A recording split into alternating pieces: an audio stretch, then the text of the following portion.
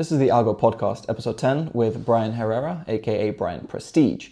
We talk a lot about the history of bachata as a music and as a dance, what is happening in the current scene, how different dances are affecting what's happening in the bachata world, and we talk about the biggest community project in the UK, potentially Europe, called Bachata Exchange. So if you guys have any questions or comments, anything you'd like to hear from him in the replies, please leave them down below. And I will link all of the social media followings of Brian, his partner Ashley, their dance page, and Bachata Exchange in the description down below. And I hope you enjoy.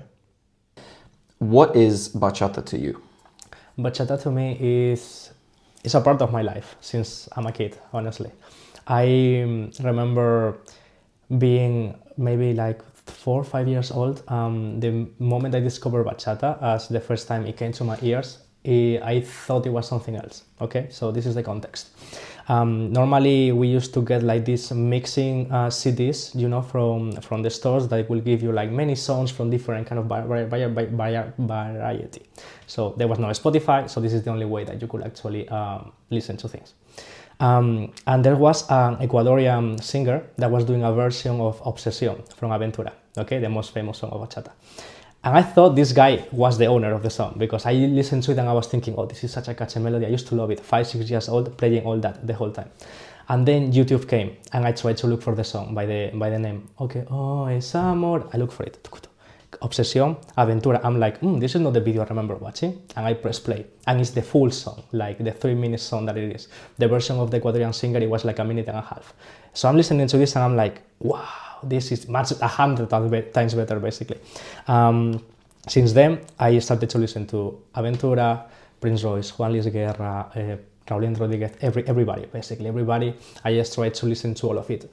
The thing is that in my hometown, or for my family, they were not really king of it, you know, like they used to listen merengue, reggaeton, all these things, but bachata was taken more as something for the ladies, you know, or something to dance with your couple in a romantic setting.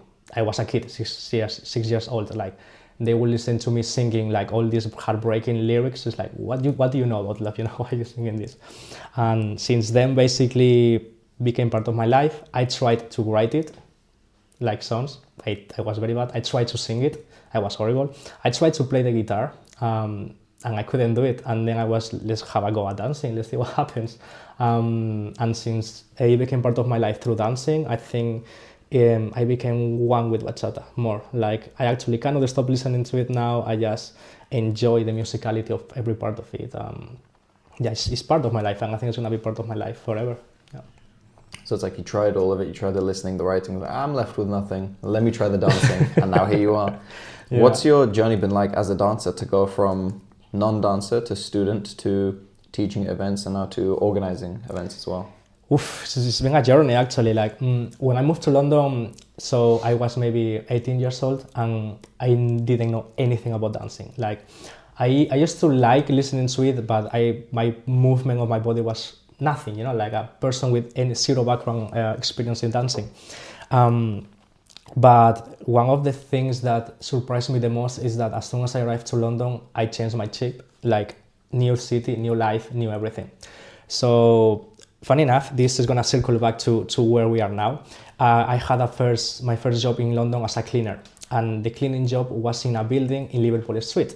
Liverpool Street is, if you know Bachata Exchange, where we have the venue, the building in front of it is where I used to work as a cleaner. Yeah, and I had a friend there. He was a Colombian friend. His name is Kenny. One of these days he catch me like around 7 a.m. We finished job and he's like, "Do you wanna come this weekend to dance?" I'm like, yeah, to dance what? And I was like, oh, bachata, salsa, all that. I'm thinking, yeah, why not? Like, let's try it. And in my mind, it was like when you go to a club to dance reggaeton or merengue, like everybody's just gonna be drunk and all that. And then I see them and I go into a room with hundreds of people, all of them dancing with each other. I'm like, what is this? This is crazy. I spent 5 hours, no dancing, of course, because I didn't know anything. He was moving around.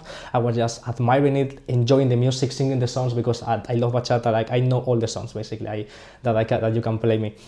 And I just enjoyed it. And at the end of the night, I was thinking like, I cannot leave this place without dancing bachata, no? And I just asked, I dare myself to ask somebody to dance. And this girl was a teacher. I think her name was Maria. the first thing that when I tried to do the basics, she stops me and is like, do you know that I do classes? Like I teach this here and there. I'm like thinking, my God, she got me. I was so bad.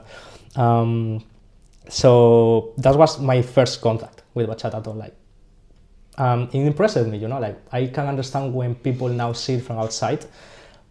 Is something you never think about what is dancing. No, dancing for most of the people is like solo dancing, hip hop, K-popers, Japanese stuff, something like this, like you by yourself or with a choreography with people. But when it comes to contact, it becomes more romantic all of a sudden, no? And people kind of have a problem at the beginning breaking that barrier of contact. So I can understand that for many people at the beginning, the same as it was for me, it was like, wow, what are these people doing?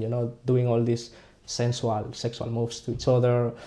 Are they together? Are they all together with like everybody's just like a medium orgy? I don't know. Like it was interesting at the beginning, and then I started to go to classes. Like I guess it happened to you the same also when you started with salsa or bachata. You just go to as many as you can just because you get addicted. Sort of. My journey was a little bit different, but basically, yeah. Yeah. So I started to go 3-4 times a week to dance. I was still having the cleaning job, so that meant that I also have another part-time job. So during a month, I was waking up at 2 a.m., going to the cleaning job, finishing 7 a.m., going to sleep for an hour, going back to work from 10 till 6 p.m., then going to classes in Gaveto. Well, past Gaveto, now it's Coyote Ugly, yeah. With my first teacher, that was Gabriel, Happy Feet. He was amazing. I still remember my first class. What he taught us is like basic box and then basic cross with syncopation. For me that was like, wow, we're doing here. Like no, I'm not getting this. How to turn and all that. And now I actually go back to that class a lot when I now teach my beginners, because I think he actually inspired me to in a way how I teach now to beginners. Yeah, because he kept me engaged. He kept me going basically. Yeah. And then after that, so basically I became a zombie for bachata because I was very sleeping. Like I had no time to sleep at all just because I wanted to go to all the classes, to all the social dances, and I had to stop myself for my health because I was thinking if I keep just going like this, I'm gonna just die because I really wanted to try bachata. So I changed jobs. I left the cleaning job and I just found another one that allowed me to actually I think I went around with my life. So it will allow me to keep dancing in a way. I was gonna say you structured what job you had in the hours so you could dance more. Literally, which is actually what I do as well. Yeah. And then, but there was a moment where I also started to do football because I used to play football a lot in Spain, and I joined a team here in England. It was like very low division, but I just wanted to do some sports, and to compete a bit. Then I had to decide either I use my days to go to train football, or I use my days to bachata, and I decided bachata, honestly, and I think it was a good decision. Yeah, it was great. How did you make the jump from student to then teaching at Exchange? So I think the experience happened because in Exchange they started to do this kind of like circle of exchange. So it was like I will offer some 15 minutes of my life, like for an hour before the classes from 5 till 6. I will have like slots where people will come to me just to ask for some feedback, just like one-to-one actual conversation with somebody. And I remember like the first day that I did that, I just wanted to see if I was able to explain why am I doing. And I always took it as, okay, this is just me with another advanced dancer, just sharing knowledge and just improving each other. But then people just started to come to me because they wanted to see what I was saying, like they wanted me to correct them somehow. And I was thinking, wow, I always thought this was back and forth, but no, I found myself most of the days just being me, the one giving feedback and all that, and just people coming to me for this kind of lessons. And then I started to do kind of like footwork lessons before the classes, like 30 minutes before the classes, and people started to join. I'm thinking, wow, I didn't know what I was doing. I was just trying it, It was not like an official class, but it actually showed me that I was enjoying it, doing it, and I knew what I was saying, so people will understand, and this is why they kept coming to me. And then when they offered me to have a go and try to teach 1 hour of class in Exchange, I freaked out a bit, of course, but it was a challenge for me. It was like, if I do it and I like it, good. If I do it and I don't like it, good also. I need to try it. So I remember I was living with Ashley, I think, by then, and also with another friend, Sandy. And I went to Ashley like, this is happening, do you want to come with me so we do it together? And she was at the beginning, like freaking out, the same as I was. But we prepared it good. And I think we enjoyed it. We enjoyed it, the vibe was nice. I remember going back to it and asking for feedback from some friends that were in the class. They gave me some feedback about how was it, what things could I improve. I just kept asking for feedback every time I was doing a class. Like, okay guys, what do you think? What happened here? Until I was mastering my teaching, basically. It was interesting to see that all the years that I was dancing prior to teaching, they actually were worth it, that I was not just learning moves or how to do them and being like a fake leading. I actually knew how to lead and how to explain to somebody that never did a body roll or a wave or a combination of patterns of turns, how to do them, and they can do it successfully. So that for me was like a milestone in my life, something I will never have expected to do, but done it. Yeah, that's interesting. It's a really nice moment where all of the work that you put in, because dance is very personal as well. So I'm sure you had many moments where you felt like your own personal worth was somehow tied to it, especially if you're structuring your whole life around it. And then to get to a point where people seem to react nicely to you being a teacher and react well and then actively come out to you, it must feel really nice. It finally pays off.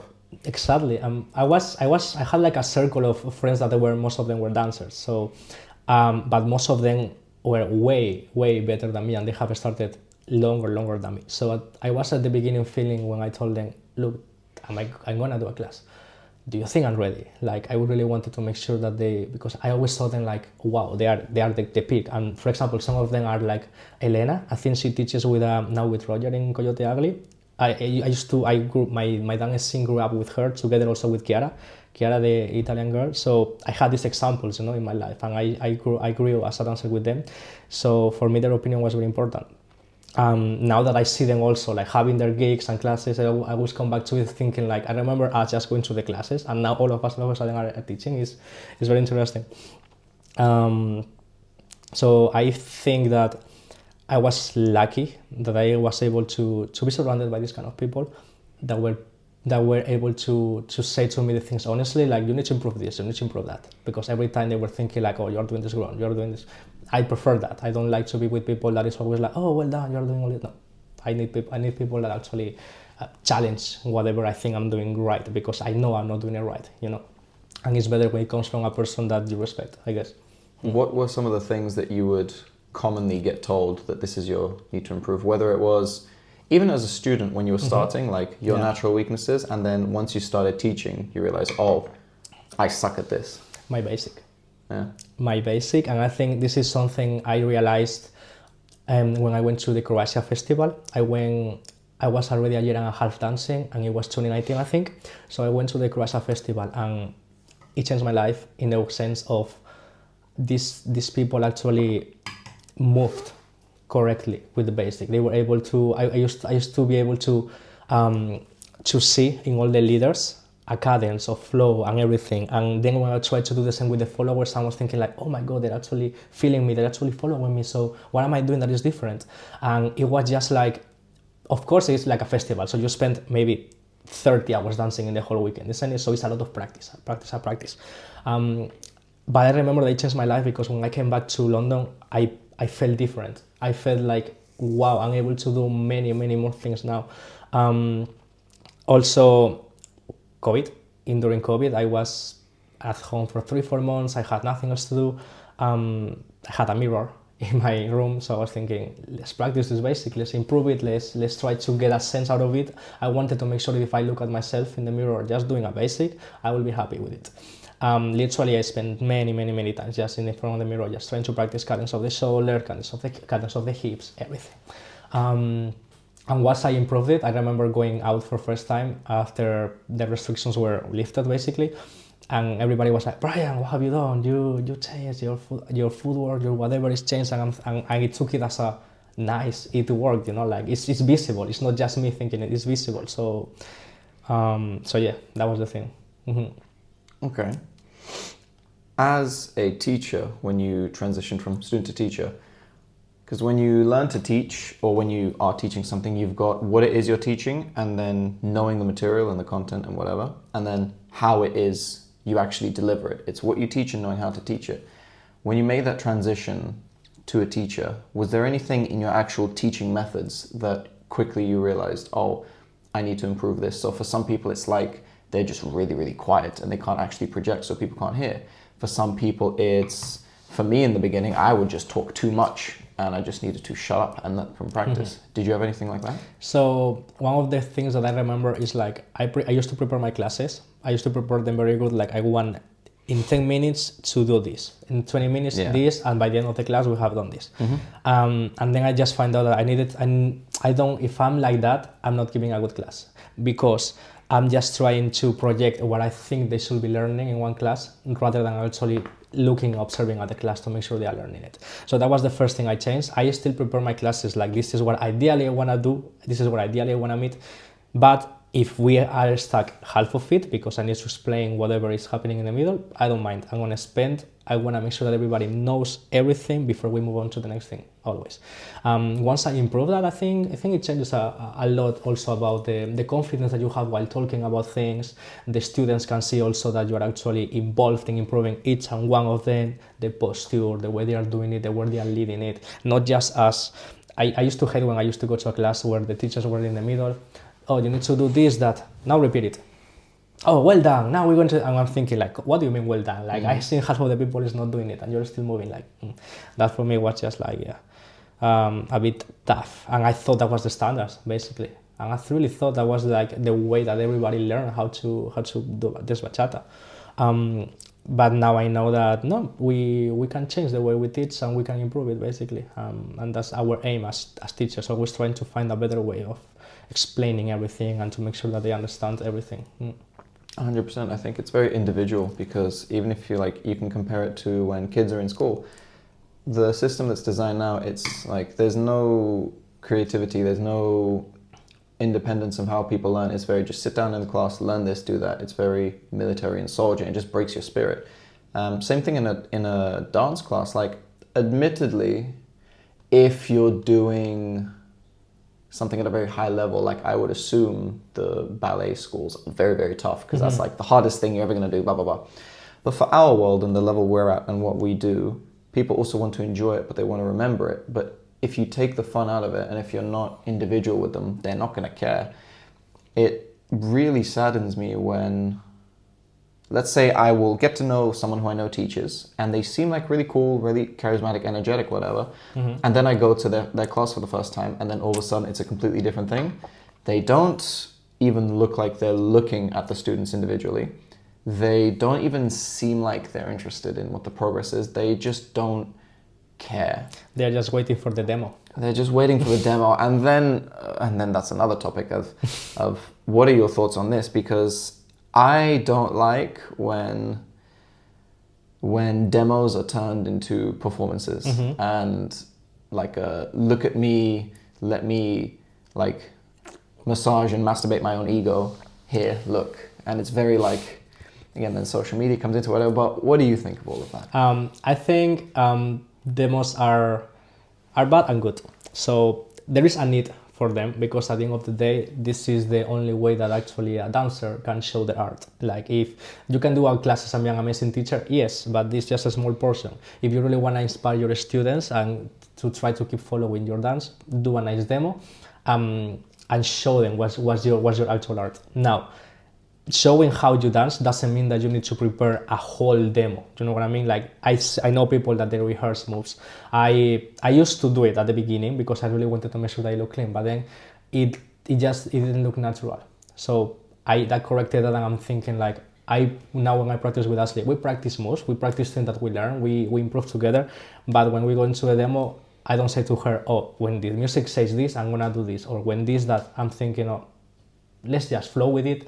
You're a follower, I'm a leader. If I feel like this move can fit into it, you're gonna follow it. That's it, like this is, that's how it should be in every demo.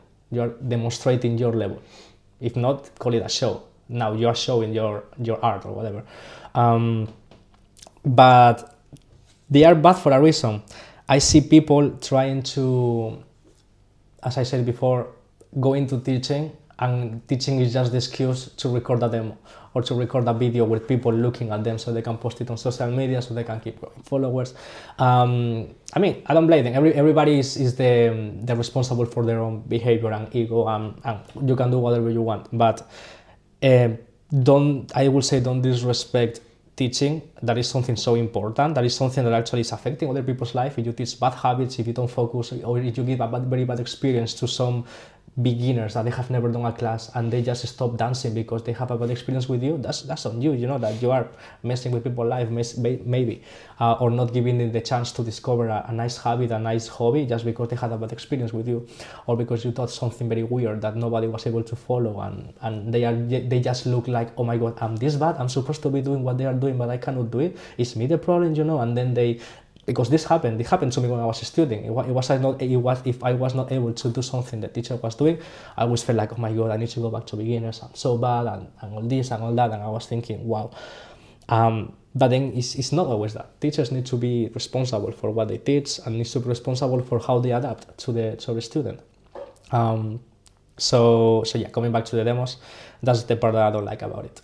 The fact that people is just trying to get into the showbiz of bachata just because of the views and likes, the serotonin that gives you, basically. Do you think part of it is that the reason why maybe that they really, really want to like organize it as a choreography basically and a performance is also to minimize the risk of failing or messing up a move in the demo? Because it's really interesting to see how different couples or teachers react in the moment when a move messes up. So I still get that fear sometimes because I'm not as used to doing demos in general, but if a move is messed up, ideally I would, like, minus all the nerves and whatever, I would react the same way as I do in a social. I laugh, I'd be like, whoops, my bad, and then you go on. But I know definitely before I would be so like, because you tie your worth as a dancer and a teacher to how perfectly you can do the demo, because it's supposed to be a demonstration of perfection and whatever. Mm-hmm. So do you think that part of the reason why they do it is because, especially the bigger name you get and the more famous you are, that they are more sensitive to not failing so that their image is not tarnished? Yeah, I think that plays, of course, into them practicing or rehearsing whatever they do, but I don't think it may be bad if you practice something that you want to fit into one part of the song of the demo. But I'm really against with people that I know you can see when a whole demo is choreographed. You can see when everything, like the movements they do, the way they see at the camera. When I see somebody doing a demo and they are more looking at the camera, looking at their partner, I'm sorry, that's just cheeky. You're just trying to get that views that follows there, and I don't remember who said it, but someone explained it very nicely, where you can tell the difference between an improvised social dance and a choreo with how much lag there is between the leader and the follower, because there should always be a slight delay. But when they are perfectly in sync, like not even a millisecond, they knew what was about to come, and they weren't just predicting it, like they knew. Okay, like they have been told. Because even like take whoever you dance best with, maybe Ashley, because you just know each other through and through, you know all each other's moves, how your body reacts. No matter how in sync you are, there's always like the split second of her needing to be like, this is what he wants me to do. Mm-hmm. But you've also done performance teams. Sometimes they might start the move before you even do it because maybe you're behind on time or something. Yeah, So in a demo, if there's not even a little bit of lag, I think that's a good way, not even a bit of delay, then I think that's a good way to tell, okay, that might have been choreographed. Yeah, that may be a good way of catching it. But I also think that for the experience that I had in many good social dances, I do feel that it is possible to get that connection with somebody that you never danced before, that there is no delay. Like, I think it's possible to have a very clean dance that it looks like you just choreograph that just by the connection. Mm-hmm. So sometimes you may be able to tell it by that, but I don't think it's necessarily that. That the fact that there is no delay is because it's choreographed. Oh no, there will be other ways to see it, like looking at the camera or whatever, but I think that might be something that might help us all, because there's definitely been dances where even like at the end of it, you surprise yourself and you're like, did I choreograph that without remembering? Because we were just so in sync. Like, have I danced with this person before? That was the first time. How were we able to do it? Yeah. And especially if a non-dancer looks at it, if they look at even like the worst social dance, but technically they're doing the moves, they will be surprised and they'll be like, whoa, how are you doing that? But I think because we know how the dance is, we can spot maybe these small things.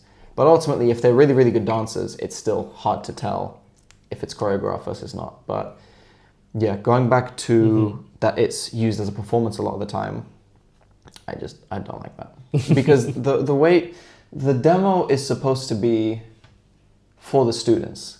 And yeah, you can argue that along with that, you can also use it to boost your social media following, which has its benefits because when you have attention and you have influence, you can do good things with it. But when they're using it just to be flashy and neglecting the students, that's when I don't like it. So I think the best way in terms of the students to do the demo is you do maybe half a song or whatever. If it's half a song, you do the exact combo of the moves that you did once or twice, let's say once. Then you break it up into segments and show how the moves can be mixed and matched because you're not teaching the sequence. Exactly. Ideally, you're teaching the technique.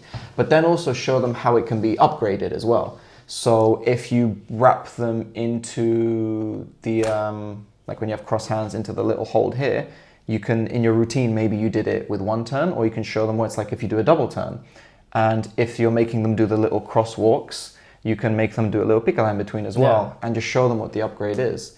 To like give them a little taste of, okay, you've learned this, but now this is what's next for you as well. That will be, in the ideal world, that will be enough. Yeah.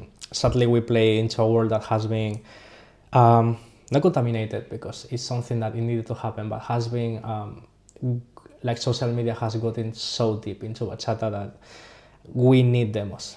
We need demos in order to sometimes to get the students. Like this is a business at the end of the day. If you're promoting your classes, you're just gonna promote it with your face. Like most of they haven't seen you dancing, they don't know even if you are good. So you need to show them a bit of a demo. You need to at least in your profile, you need to have any kind of proof that you are able to do this back to back up. That you are maybe selling your course for this amount of price or all that. You know, like people need some value, some proof. So we need them. But also I think that.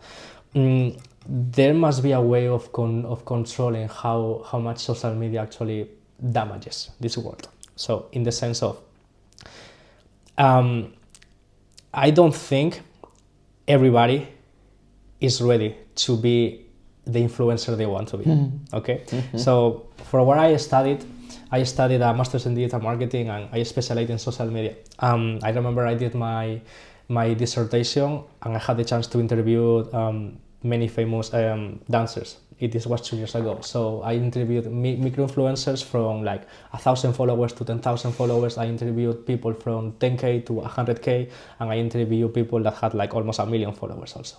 In these interviews, I wanted to make sure which kind of role was playing social media into their dancing or how they were using it in order for their business, of course. For what I got from the micro-influencers is that they didn't know anything about it. They didn't know anything about how it worked, how to actually sell better their art, I would say. And they actually don't understand what comes into play when you have that amount of followers, that amount of inputs in your life. I don't think many of them are ready for what is coming. You can see people turning really weird in behavior as soon as they get some attention, let's say 20K, 30K followers, yeah? These people gets used to daily seeing good feedback on their Instagram. Oh, you're amazing, you're great, thousands of likes, the notifications, 50K likes, whatever. You are good, you deserve it, yeah. This comes into your brain already as a habit. It's like a drug that you get used to it and you need it all the time. The moment your numbers stop increasing, oh my God, I'm doing something wrong. I'm not getting as famous as I want. Like it happens, you know. Like if you see yourself progressing from 1K to 20K, and all of a sudden in 1 month you are still in 20K, you are thinking, what am I doing wrong? Oh, is my dance changing? I need to do something different. And then they put more pressure on themselves. And maybe it's not that they are doing something wrong. It's just that there is a limit of people you can reach with what you do, you know, like not everyone has to have 100K. There is not that many people in bachata world, you know. This is not, this is not hip hop, you know, where you can actually have many, like, million, like, maybe you have 10, 20 people that has millions of followers because they are masters in hip hop. Here, I don't think you even have one influencer of bachata that has 1 million followers, and it has a reason. This is a niche, you know. This is still a niche hobby. This is not something that everybody's doing. Now it's getting trendy. Now it's more people trying it. I have even my family saying to me that they are trying bachata or salsa in clubs, I have friends from my age that they didn't know anything about it, that they have gone to a club. Oh yeah, I did a bachata class. That was very nice. Or, oh, now I'm going to classes, or I'm doing this. I'm thinking, wow, it's actually getting more popular. But it's still a niche. It's still not as big as the people that is inside of it, think. So it may be difficult for people that is expecting to get super famous all of a sudden and getting recognized on the streets and getting pictures and all that, to realize that we are not that big of a deal. You know what I mean? Like, you are a teacher. You are good at what you do. You are doing it. You're a teacher. You do it for your students, isn't it? You don't do it for yourself, or do you? No. That's a good question to ask a lot of them, and you've touched on a lot of things. So, in general, I think that fame is not something anyone should strive towards, because it is not going to be worth everything that it comes with. It's one thing to want to be very great at what you do, and then you happen to get attention and fame because of it, but you still do what you think is best. It's another thing to tailor your approach to wanting to become great, especially in the world of bachata, for example. Take someone who has 1,000 followers, or like 100 or whatever, some small quote-unquote number, and they are just dancing how they enjoy it. And let's say like a dance couple, for example. They're just dancing how they think is best. They're trying to be technically good, be creative with the music, whatever. Then all of a sudden, for some reason, they happen to post a video that's just a bit more sensual, a bit more intimate, a bit more close and personal. And then, boom, people like that a lot more. So then they get those likes, they get those comments that reinforces that positive behavior, and they want to do it more and more. And then there's this quote I heard once. I don't remember who it was from. I don't remember what it was about. But the gist was that, like, oh, but I didn't. If that couple then becomes known for being super sensual, for example, and then say, oh, but we didn't go into it with the intentions of doing this, so it's okay. The quote is like, well, you might not have started off like it, but the path you've gone down, you have ended up like it. So the reasons you started are not the same for back then. And everything that's reinforced, even because sex sells. So if people look sexy and they dress very provocatively, men or women, people are going to do it. Like, what was it? Romeo Santos's concert recently. He was naked in, like, probably not naked, but in a bathtub, yeah. It was as if he was naked in a bathtub. What? And people went crazy over it. Or when you have the female side of it, the women, like, dressing the way they do, let's say, in performances or whatever, sex sells. And coincidentally, in like reggaeton, not commercials, in reggaeton performances, they happen to dress a bit more meaty. So all of these things that are rewarded, I think the problem is when you say that some people are not ready for what it comes with. I agree, because I don't think they even question, should this be something that I'm rewarded for? Because if you go into it with the fame in mind, your goal is, I will play the game, I will do what I have to do to get to this level.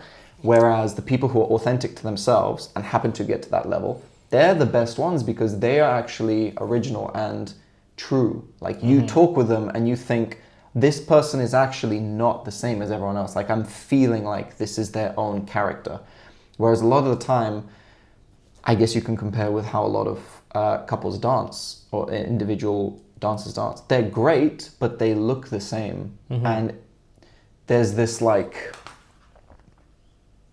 the ghost or the spirit of sensual bachata has possessed the exact same person, or the same spirit has possessed all these people, and they're moving the same. Even the order of the moves of how they do it is the same.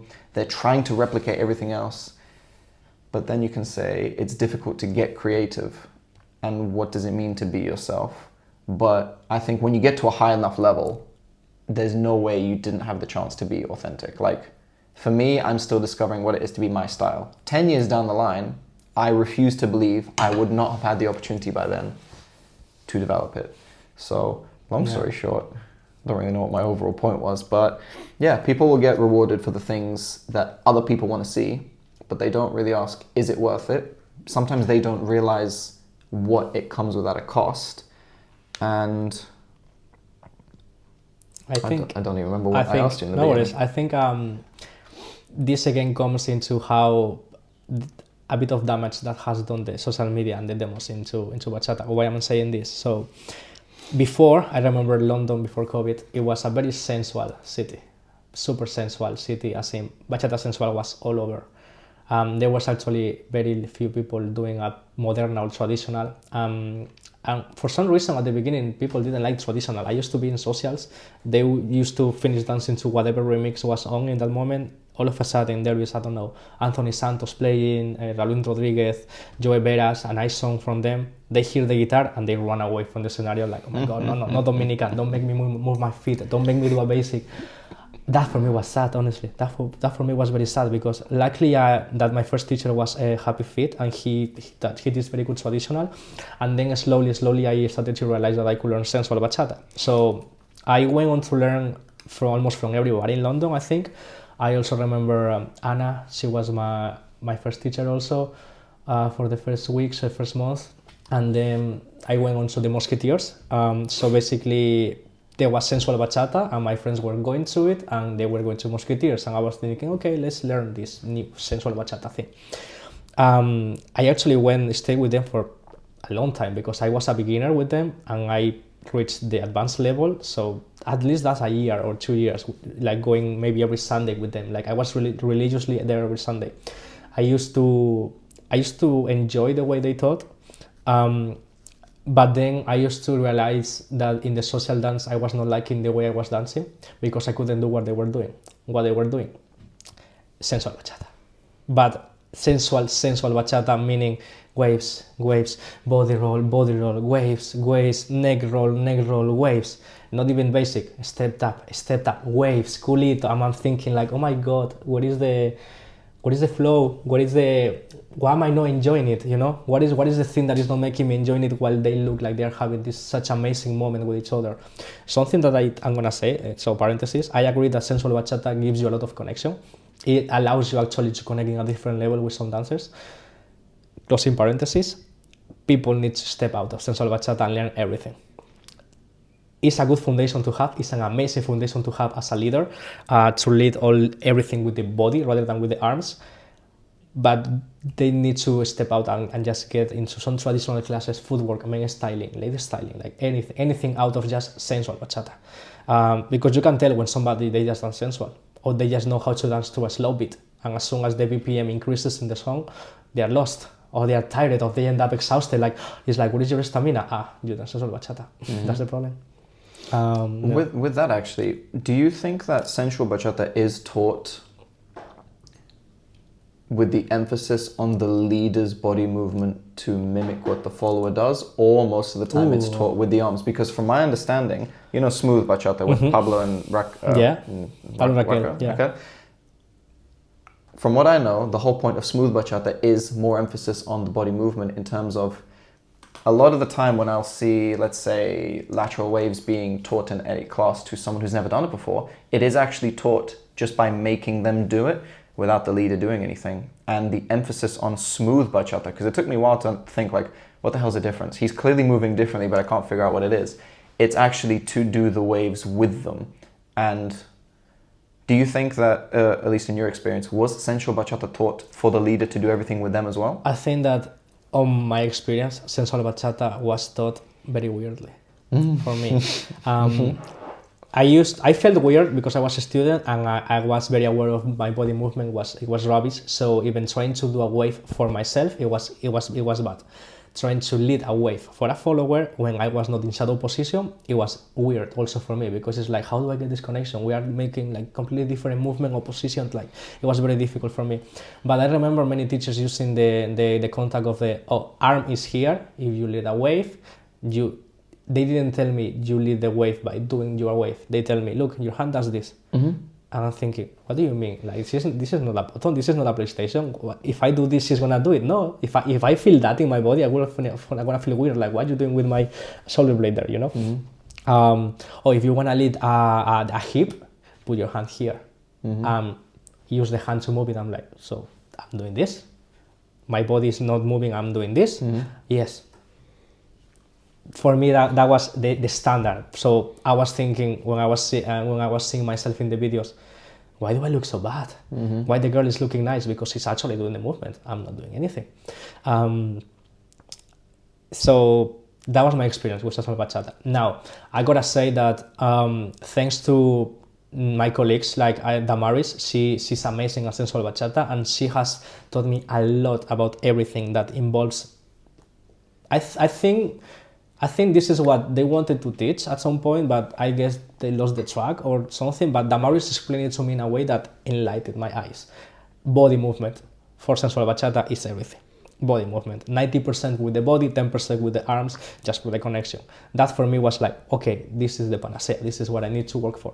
And I practice a lot about Sensual Bachata.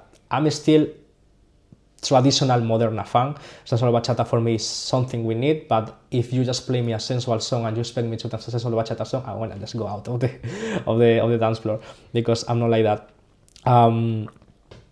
But yeah. So I think now it's improved. I think now the people is teaching Sensual Bachata different, and I can see that some students actually are moving more. You can see some beginners actually trying to do a wave rather than just this. Yeah. I hope so, because it's not what I've seen. But what I will say actually is, I think that is... So I'll slightly disagree with you on this. I was taught the same way as you in terms of when I look at the old videos of, as if I've been dancing for a long time, when I look at earlier videos of me doing, even if it's like a side lateral wave or any body isolation for the follow, I would grossly use like too much arms, nothing is happening here. I think for leaders, because generally speaking, we are very stiff, and mobility is not just a skill, but it's something physically we need to unlock as well. Yeah.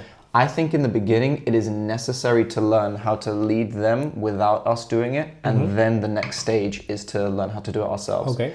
Just like in the same way that your basic step is not going to be amazing when you start. It's going to be crap. It's going to look terrible for the first like couple years. You'll learn sequences. You'll not know how to take the moves out of it. Then you will eventually learn how to plop and mix and match moves. Then you'll understand technique. And then I think body movement comes into it. Maybe body movement a little bit earlier. But like if I'm teaching beginners, for example, or whatever level, and I'm making them do waves for the first time together, I will say, men, we have the easy job. Leaders, we have the easy job. Literally, shift your weight. You don't need to do it with them to lead it, but it does look nicer. It looks way nicer. Because I think if we put the emphasis on making the leaders learn body movement as well as leading, it's going to be too much. And the rate of progress is going to be much slower. But I do agree, it looks very, very weird when the lead is doing nothing. And this is an interesting thing that I see a lot now, because there is a big difference to me between a good leader and a good dancer, and that is the body movement. The reason why, especially in high-level couples, the follower has to do the body movement. You can't get away with not doing it. Ladies styling and flourishing is part of the dance, but you don't really see the need for men styling or the need for body movement. It's the dancers and the leads who choose to do it that they then look nice. There's lots of leads I see who, when I look at what the follower's doing, they're making them do these cool moves. It's very musical. They understand it well, but the lead on their own looks shit. Like if I isolate you two from each other, you look terrible, but you're making them look great. As a leader, it's good. If that's all you're interested in, fair enough. But if you want to be that good dancer, you have to do body movement, because that's what I'm focusing on right now. I've started my follower journey in Bachata too. And just yesterday I was learning like the dying swan and cumbres and whatever. And I was like, my God, I'm so stiff. But it immediately, I can feel the difference. If I now want to lead a shoulder roll in Bachata, I'm doing it with them. Instead of telling them what to do, like we hear this all the time, you are suggesting what they do by you doing it as well. So now if I'm making them do waves, it's not just me standing still and spreading butter with my arm, it's actually waving with them as well. So it is taught very weird. It was taught for me weird as well.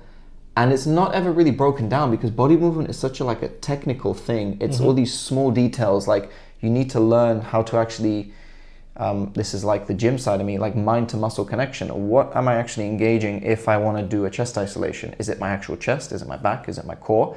The intricacies are very important, where I don't think you can just learn it or teach it properly in the context of some sequence that you're doing. So that's why you have so many like body movement masterclasses, smooth bachata masterclasses. Yeah.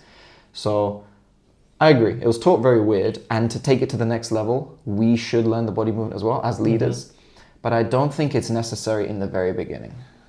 I understand your point, but I think that the only thing I will disagree with that is that bad habits are really difficult to get rid of.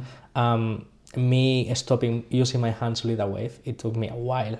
And I think that if from the beginning we give to the students, instead of treating them as oh, he's a poor sheep, he's not going to be able to do this thing, I prefer to treat them as adult people that decided to go into a class and decided to try. At least from my philosophy, I have the minimum things that I need you to know from the first class in terms of connection, frame, movement. And if I introduce the waves into the first routine I ever do, that I normally don't do, because first I need to get like footwork, changes of weight, many other things, like or just a simple term. Sometimes it takes a lot of the class to teach it because there are so many things to do. But if I go into the wave, I'll teach them straight away the correct way of doing it. Even if they don't perform it perfectly, if they don't do it perfectly the whole move, at least I wanted to get you change your weight while you do it. Followers, you wait for them to do it. I don't want you to do it by yourself. If you don't follow it, it's because you are not feeling it. So leaders, make them feel it, At least that's my philosophy. So just because I don't want them to get any bad habits from the beginning, just because in my experience is so difficult. It's just so difficult to stop using your arms at some point. And sometimes I see myself on videos and I still see like, oh, what is that arm doing there, or what is that like? Why is looking still so weird? It's bad habits that we get from the past. Yeah, I do understand your point, but at least for me, I think I would rather just from the beginning give them the full technique. If they get it, amazing. If it's gonna take them a bit more to get it for them, it's practice. It's practice. I hear you. What if there's a middle ground? So what if, for example, it depends on what the move actually is in terms of how you're actually teaching it? So if you're doing lateral waves facing each other, this is stupid and it's going to take a long time to get out of that habit. So maybe in that case, immediately teach the lead how to tilt the frame and move with and whatever, so this is out of it. But if it's something like from a pretzel or a wrap-in, as long as they understand the weight shift and the arm, to learn to then use your body is not replacing all the other stuff. It's just an additional thing that maybe you might want to save time on in the beginning. You know what I mean? Yeah, it could be. I mean, you can adapt it to whatever move you're teaching. But at least for the more foundation stuff, as in being in front of each other, getting a connection, teach it properly. Even doing a wave, teach it properly, going back and forth. Like that's at least what I expect from a teacher to do at the beginning. Yeah. Okay, sounds good. What is your opinion on new bachata artists' impact on the culture and the scene? Whether it's the dancers or the actual singers themselves. So I have listened to a lot of bachata, and I actually have studied and did my own research into some bachata history of how it developed from the beginning into now. So long story short, Dominican Republic had a dictator. He didn't like this kind of sounds because they were too they were not familiar, they were not family friendly, whatever. Boleros coming to Dominican Republic in the 1920s. Boleros were characterized because they were playing maracas basically in the music. In Dominican Republic they changed it for the guira that we know of, and then they added the guitars. So now it starts to sound like a bit more like bachata, but it wasn't bachata yet. Now, they used to call it bolero with guira, basically, or bolero with guitars, rather than that. One curious thing that I learned about the bachata word, this is again, I cannot say that the source of this is a book written by the official creator of bachata. I don't think there is nothing such as that, sadly. I would love to find a book that will give me all the knowledge, sadly how it happened, but as this all happened in a country that was a bit poor, dictator things, like there are a lot of information that is just lost. We just know now what people was able to echo basically. So the bachata word apparently was used to describe when your family and friends used to gather for food, music. Everybody will have an instrument and they all will start to play the music. That was a bachata, that the word for the reunion. And then it came into play when they used to play more this kind of music, the bolero with guitar into these reunions. It's like, oh, this is now the bachata. So yeah, that was something interesting that I was like very curious about it. Then after bachata became legal in a way when the dictator died and people was able in the 60s? 62, I think Trujillo died in 62 and I think, or 61, and I think the first person, well, the first bachata ever was I don't remember his exact name honestly, but it was a song that was sung, was like Quisiera something? It was something about amor, or love, palabras de amor, maybe, like words of love, and it was very romantic, basically, and it included all these instruments that now we know in bachata. Now, there is other people that disagree with this, and they say that bachata actually was originated in Puerto Rico in the 55 by another singer, okay? Who knows, okay? Dominican Republic is known for it because they actually used it and it became part of their culture. So now we have these new singers singing bachata. People loved it for a reason. It made them feel. The lyrics are very nostalgic, romantic, heartbreaking, and I can understand in a country like that they were related to it, basically. Latinos, we are very dramatic, as you know. Like, if you know any Latino, we tend to go more for the sentimental part rather than for the logical part. Not all of them, but most of them, yeah. So these kind of things, we like it. Like, there is an expression that we have when we have like a very sad song that we love to sing to. We call them cortavenas. That is like you're cutting your veins, you know. Like, if a song gets to that point, it's a nice song to cry to, you know. So once the bachata singers started to promote more the bachata in the radios, we have like Luis Segura, Jose Manuel Calderon. We then used to have more around the 80s, more people that was well known. Like I think in this moment came into play Joe Veras, Teodoro Rodriguez. They were more like Dominican traditional songs, more with guitar, more with a lot, like more playful, you know. They started to do it more upbeat, like for these songs. Still the lyrics will stay sad in a way, but the upbeat will be more like, hey, we're in a party, let's move our feet in a way. Then Anthony Santos came into play. Anthony Santos became the king of bachata for a bit, and Anthony Santos kind of like introduced many different things into the bachata that made it more melodic, more appealing for everybody, I'll say. And Anthony Santos is the inspiration for Romeo Santos. This is why he has that name, basically, like it was his favorite one. And I think around the 90s we also have the Teenagers coming into play. The Teenagers is basically Aventura, but before they were called Aventura. They actually sold just 5 copies of their first album in general, and because of this they just changed the name because they wanted to start again, basically start over. Once Aventura came into play, Obsession came into play, it became worldwide. I'll say even more worldwide than it was before. And now everyone knew what was bachata. Before it was just Latinos, they knew what was bachata. Now everyone knew a bit more about it. Prince Royce came into play. All these people started to put Dominican Republic in the map, and also the bachata more known as in a Latin dance. You had salsa, of course, you had reggaeton, merengue, they were very well known, of course, but now bachata was part of it also. And after we have Prince Royce, Juan Luis Guerra. Also, Juan Luis Guerra changed the music so much of bachata.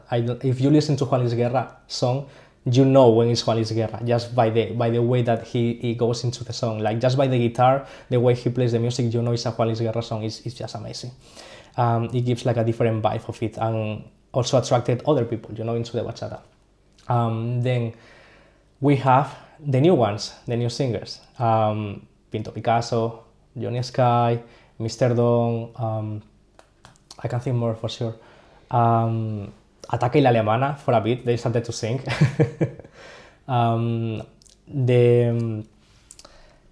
The thing that I love about what the new singers brought to the bachata world is that they started to create songs for the dancers. they started to focus more their songs into the musicality, into like they started actually to collaborate with dancers for their video clips and even producing songs together. And that is amazing for us, because when you are listening for a new song of, I don't know, Pinto Picasso, you are looking for, okay, let me see what I can do with this, like, because you're expecting breaks, you're expecting a nice upbeat maybe vibe, or you're expecting something that is gonna look amazing when you do a move. The lyrics are fine, that's the sad part. Maybe sometimes the lyrics were sacrificed in order to focus more on the music, so the lyrics become more plain, or they are not as meaningful as before. At least that's what I think. But for the dancers, it's good. But the reason why I think these new singers of bachata, they are famous. They come, but just within the bachata world, if you know what I mean. If I ask my family or my cousins that they are Latinos, they know bachata, they know Prince Royce, they know Aventura, Romeo Santos, Grupo Extra maybe. If you get them out of there, if I show them a song of Pinto Picasso, they're gonna be like, who's this? Or what is this? Like, it's not like they don't like it, but they don't know it because it hasn't reached this kind of public yet. It's just from the world of dancers, basically. So I think it's very interesting how they pushed the bachata world together. Both of them are doing it together. Dancers and singers, boom, making it more trendy and more accessible for people and more joyful also, because it's such a nice combination to watch, I don't know, Luis and Andrea or Marco and Sara or Ronald Alba dancing to the new song of DJ Husky with whatever singer is doing it, and just smashing it. And you just listen to the song, it's like, wow, I want to do the same as you. It's inspiring. You can do the same with Romeo Santos, Aventura songs and all this. Yeah, but that's not new. Already, I think everybody has already used the classic songs, isn't it? So we need new things. We need new inputs all the time, because we're like that human. So we need more variety of songs, more variety of videos with these songs. So I think they are good. They are good for the world of bachata, at least. Singers. Not just more variety, but because it's such a new genre and a new dance, there's still so much that's also undiscovered and unexplored. Mm-hmm. Like, you take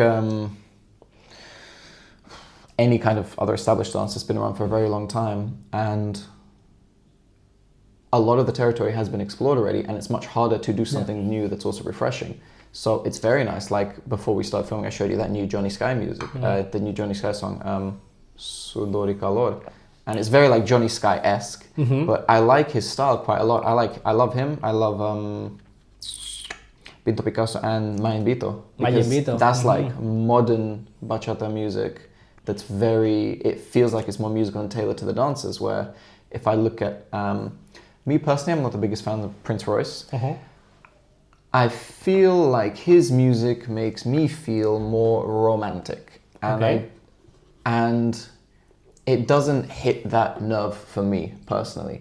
For whatever reason, if I want to be romantic in a dance, I just prefer salsa, strangely enough.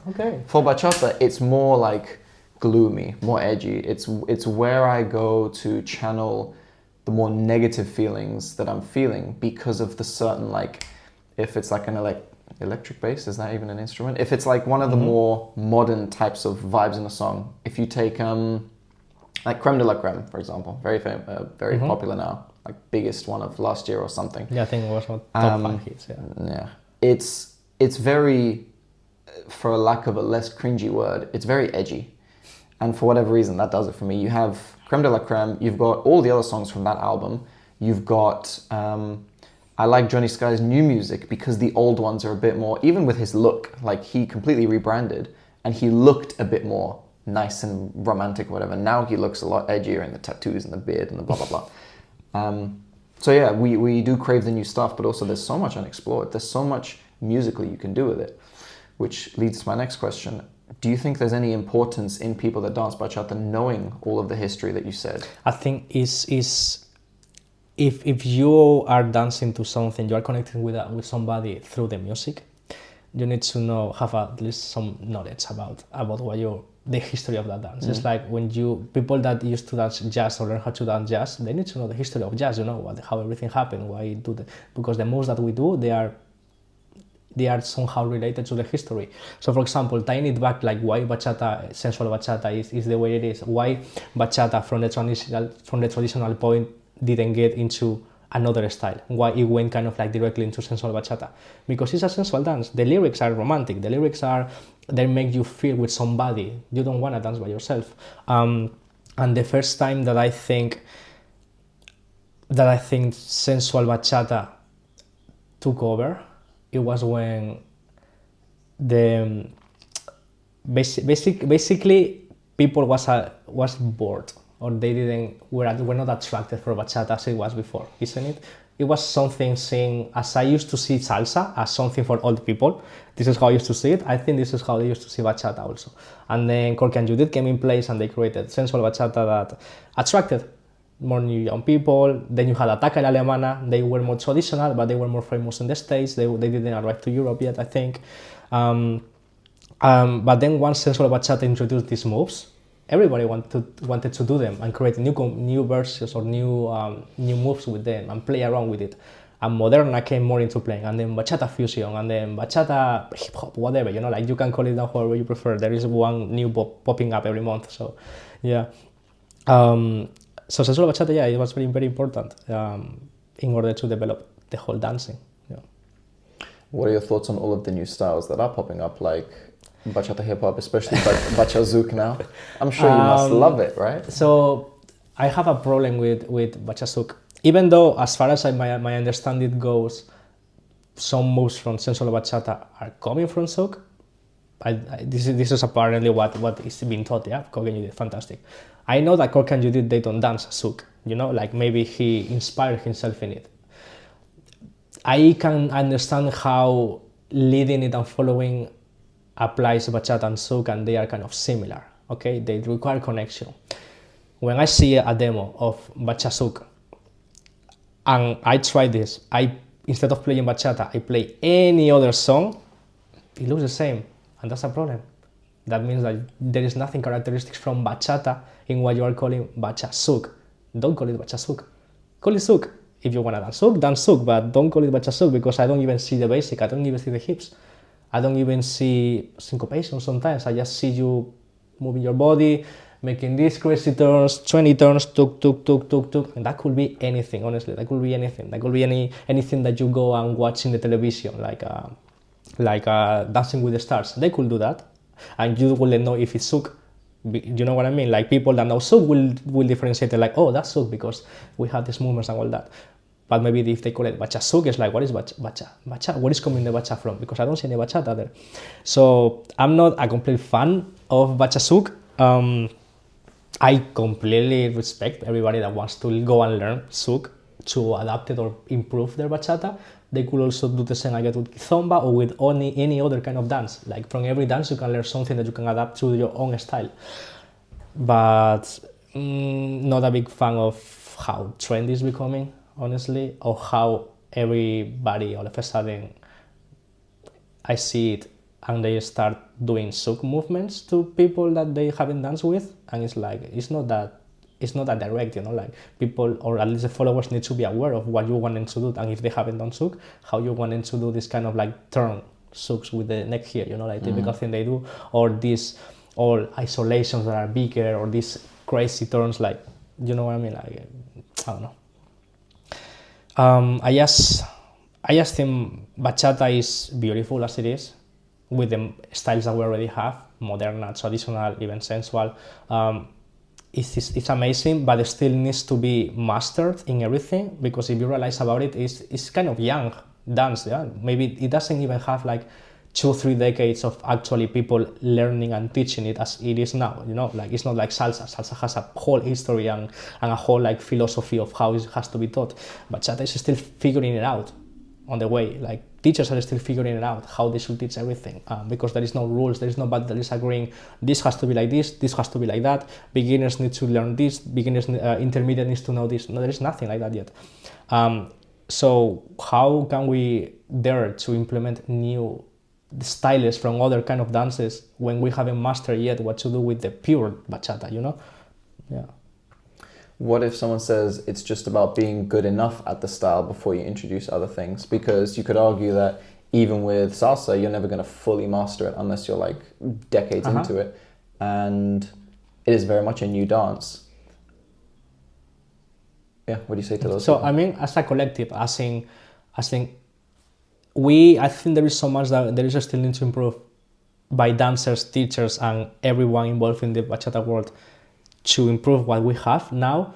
That getting in and trying to get other styles into it is still like a bit early for it, you know. Like if it works and whatever is making is people that are doing bachata are kind of getting a good image out of it. They have started a new style, whatever. Like, go for it. Like you are at the end of the day, they are dancers. They want to express in that way. Go for it. Fantastic. But at least my opinion is that if it doesn't look like bachata, it's not bachata. That's my opinion. If it doesn't look like bachata, it's not bachata. If you don't do just do me a basic. Do me a basic in your bacha Zouk demo, and okay, you have the bacha part, and then you have the whole Zouk, the 90% of the dance. But you know, you can be good enough at bachata and then try other styles, yeah. But individually, that's your option. As a collective, for everybody, there is so many things that we still need to figure it out for pure bachata, instead of focusing now on bacha Zouk or other styles. The comparison that just came to mind is, I think it's possible that like maybe a couple of decades or just a few years, however quick it develops, we might get the dance equivalent of MMA. So you have like boxing as a discipline, kickboxing as a discipline, jujitsu as a discipline, and then you mix it all together, you've got mixed martial arts, MMA. But then you have some people who learn fighting first by getting into MMA without doing a discipline first. Okay. So if we have like a big love pot of bachata, hip hop, zouk, tango, kiz, urban kiz, whatever, then the music might also start to change if it gets mainstream enough and if it becomes popular enough, so that you can have songs that are specifically designed so you can dance all these other styles to it. So that would actually be pretty cool. It'd be very interesting to see, because you'll have people who, like, if you call it like MCA, I dance MCA, mixed creative arts. I know a bit of bachata, I know a bit of this, like, yeah, I know a bit of boxing, I know how to punch, but I'm learning everything all together. Takedowns, closing distance, punching, kicking. I'm learning everything. Body isolations, footwork, like everything together. So that would actually be quite interesting. What I was going to ask is, so do you have a problem, do you personally not like the idea of Bacha Zouk or how it's implemented now? It's not like I disagree with it. I just feel that it's too early. You know, like maybe it's people that is starting it now, it's ahead of its time, whatever. But for me, for my own style, for what I like to see in a bachata video or something that has the name bachata of it, it doesn't look like. I'm not gonna if you dance bacha Zouk and you tell me you wanna dance bacha Zouk with me, I'm like, sorry, I don't do that. I don't like it, or maybe I just don't know it because I have never tried, you know. But I will just say that this again, it's not I will get rid of the bacha part of it. Call it Zouk, dance Zouk. Like there is no problem with dancing Zouk. That's part of. Or I don't know if at some point people just started to mix it because now bachata is more popular, so it's another way of just getting more people into Zouk. You know, like Could be. Maybe it's like a big conspiracy to take people away from bachata. Converting it. I remember the first time I was exposed to Bacha Zouk was not when I wanted to. Maybe I was too close physically and it was my fault or whatever, but I remember the first time I was doing regular bachata and I led a follower and she did a Zouk turn, and because the head is leaned out a lot more, somehow I just ended up getting headbutted in the face when she did that turn. And it took me a while to understand like what the hell kind of turn that was and what it even was. And then I saw people in Zouk doing it, and eventually I realized, oh, she was trying to do Zouk movements in bachata. But then that's also a danger when you're not on the same page with what you're dancing. Start asking first, like like they do on salsa or some one or two. On Bacha one or two. Zouk, or Cuban crossbody, bachata Zouk. Your turning is gonna be straight. Or maybe that tilted. time has come. Maybe that time has come for bachata. That would be very interesting, because this goes back to if the music is designed for both, because like you're never going to ask if you're dancing traditional or modern because the music is going to dictate it. But if the music can encompass everything, then that'll be interesting. Like in salsa, you're never going to, sometimes you don't need to ask like, are you going to dance Cali or crossbody? Because it's a mambo, it's DJ Henrix. You're not going to do footwork to this, you're going to chill. But if it's like, tan, takatun, takatun, you're like, okay, we can do some Cali to this. then I might ask if they know any or if they want to do it. But that would be quite funny if you have to preface before every bachata, like bachata on two, Zouk? No, just bachata. That would be cool. Linking to that, what are your thoughts on all of the bachata remixes that are coming around, and also how it's used in socials with the music choice? I think remixes, again, were something good because it helped a lot to non-speaking countries in order to get to bachata, basically. Like, bachata is such a beautiful song, how it is, but if you understand it, you can connect more. I cannot expect English or Russian person or Chinese person to connect the same way that I do with Aventura, for example. So I may understand it that, okay, they don't like the song maybe because they don't understand it. So remixes of English songs or any other language songs into bachata, they help to this person to connect more with the dance. So that's good. It was like something bad that was needed. Now, what I don't like it when it became the norma that every new song that was made by any pop artist was made a remix in bachata. Because that just became lazy creation, I would say. Because I think as soon as you learn a bit about how to create a beat or how to play with the music, everybody can just do a bachata remix. You know what I mean? It's not such a difficult thing to do. So if you're just all of a sudden creating like and just throwing remixes just because you hope people will listen to them, at some point it just loses again the essence of bachata. You know, like you're dancing to Justin Timberlake maybe, or maybe the Backstreet Boys. You know, like Hit Me Baby. Oh no, what's this song from Britney Spears? Hit Me Baby One More Time. Bachata remix. Good, you can dance it. There is the beat. There is the bongos, whatever. But it doesn't sound like bachata, you know, like what I mean? Like that is, you are clearly listening to a remix of a song that first was not made to be danced to bachata. It's like a club pop song. You just add it because you just wanna dance to your favorite song of bachata. So I think there is so many good songs that are just original bachata. So many good. Like in my playlist, there is at least 1,000 songs of bachata. Okay, that all of them, I love them. When I see that in a social dance, the DJs are just playing remixes of the last hit from I don't know, Dua Lipa, for example. I'm like, bro. It's like I hate already this song in the original version. Now I'm gonna hate it in the bachata version, you know. So yeah, that's my opinion. I think there is the good thing is that the new singers, they are teaming up with the DJs to create new songs.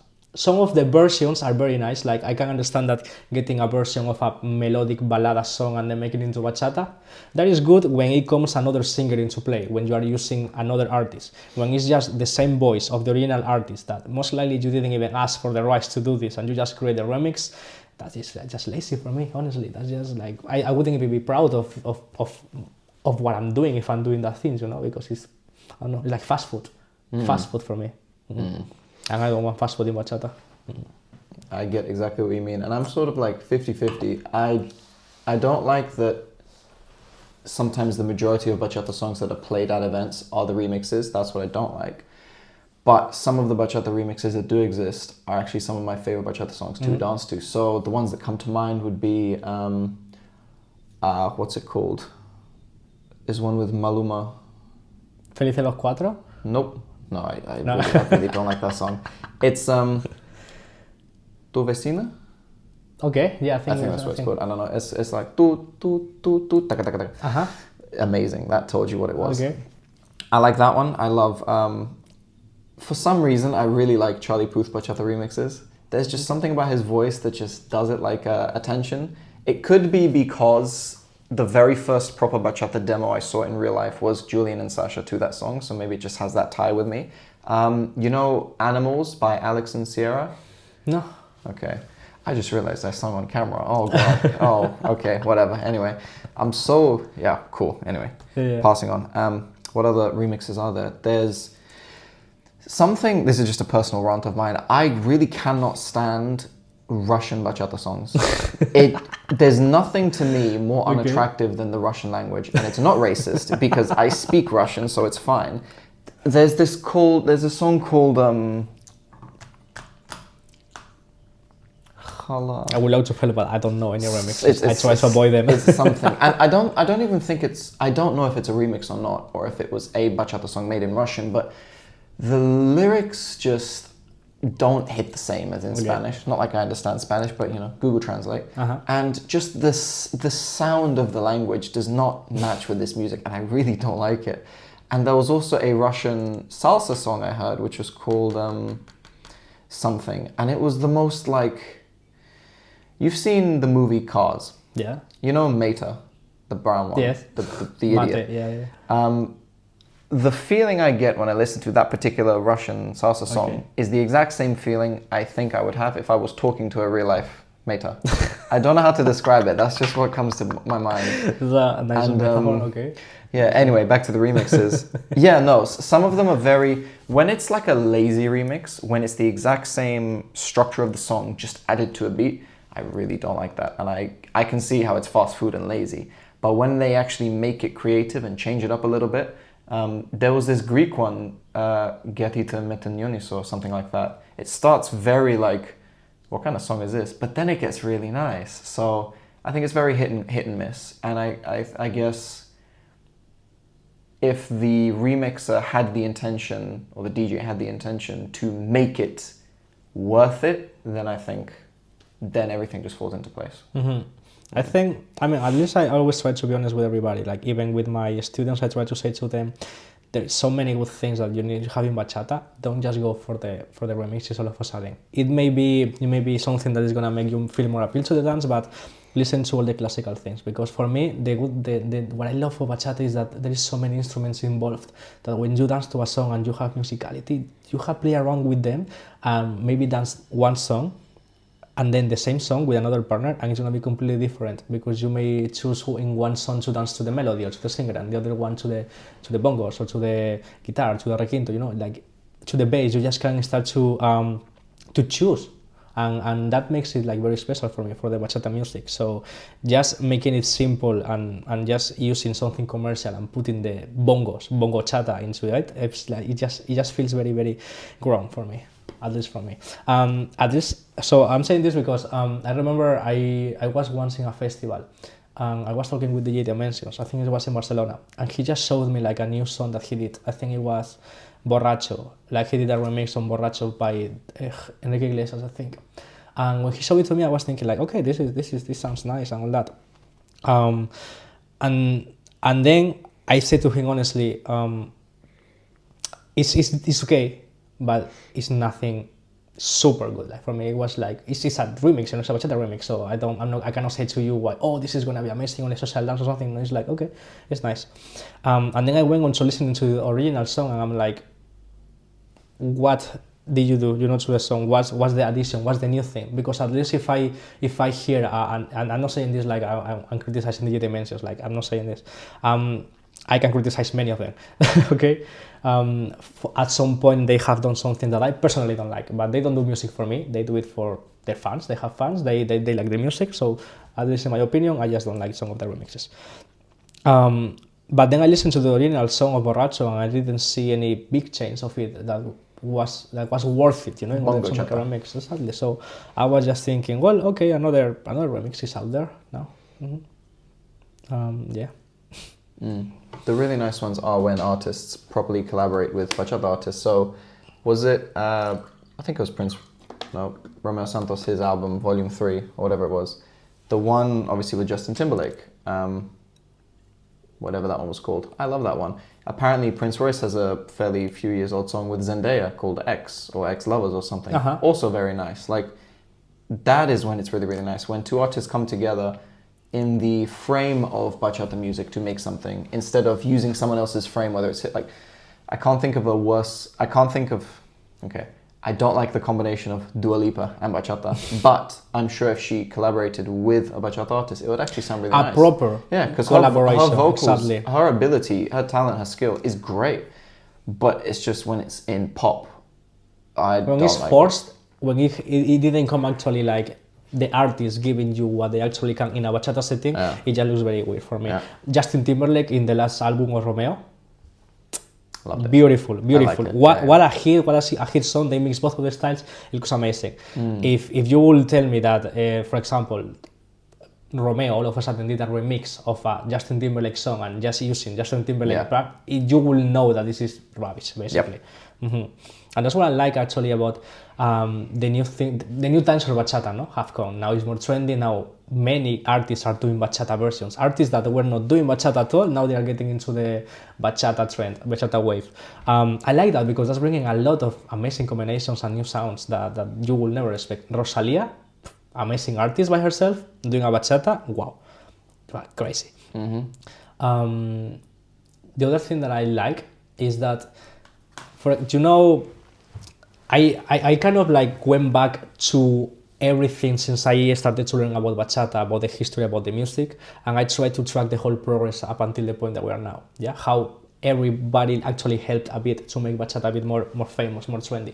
So Grupo Extra, Grupo Extra, they collaborated with Ataca la Alemana, a couple of dancers, to make an album and to do songs, and that was crazy because we always thought that dancers, the singers, they never cared about the dancers, honestly, because they are doing a different thing. And that for me was like the first point of contact, like, oh, actually they know about us, they actually know that we are in these clubs dancing with everybody, with each other. When the album came out, I was thinking like, so the songs are very nice, this is good, this is gonna be trendy, this is another step forward, fantastic. And then I see another singers doing their bachata song and putting dancers into the video clip, and I'm thinking, yes, this is what this is. At the end of the day, how do you want people to interpret more your song if you put a video clip where you are just you singing in a setting of a movie, whatever? Or actually put people dancing to your song, that is gonna show a bit more feeling to the people that is watching, It's gonna maybe even discover like, oh, you can dance it like that. That's very nice. Let me try it, That's something that I just hope that Romeo Santos or the big ones, basically, they do actually implement at some point like amazing dancers into the music videos to showcase a bit more of the art that now these amazing artists have created. But I think in the track that we are, that could happen in the future. Like both of them just teaming up together to push bachata to the maximum. I hope so, because it's one of the nicest things when people in all areas or at all levels of a thing come together for the thing. Like, what's his name? Jay Salez. He even does a bit of bachata himself in the music videos, so that's really cool. The example that comes to mind is because I'm a massive gamer. There was a game released this year. Do you play much? I used to play more, but I still am aware of what is going on in the gaming world. You're familiar with Baldurs Gate 3? Yes, I want to try it. So I think it won Game of the Year. It won Game of the Year, and for people that don't know, Baldurs Gate 3 is based on a role-playing thing called Dungeons and Dragons, which I don't really know how to explain that.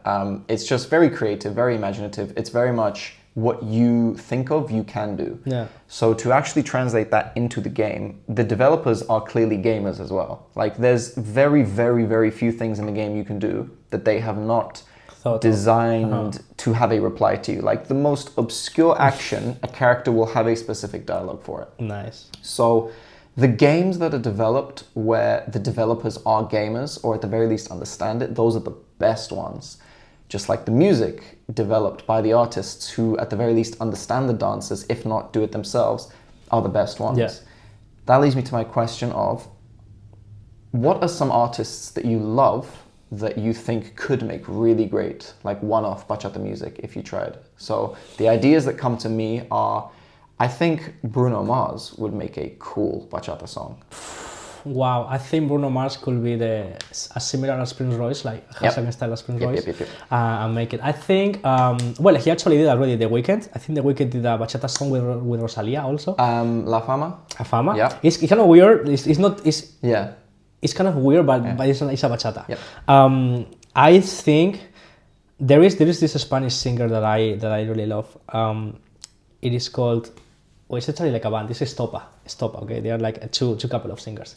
They have they normally sing like very like Andalusian songs, like with the guitar and all that. And that for me, if they actually play and try to do a bachata, they will make an amazing hit for sure. like kind of like Danny J, you know Danny J. Danny J is amazing. He's from Sevilla.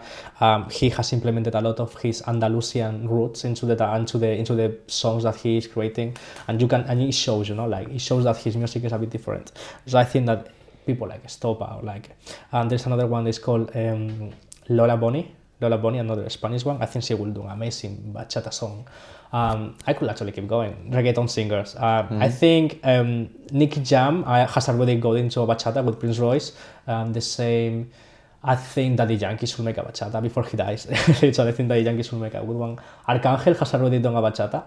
Arcángel is like the person that you would least expect to do a bachata, because he's the typical guy that is always singing about guns, money, and all this. And then in his last album, he dropped a song that is like very romantic, very sexual actually.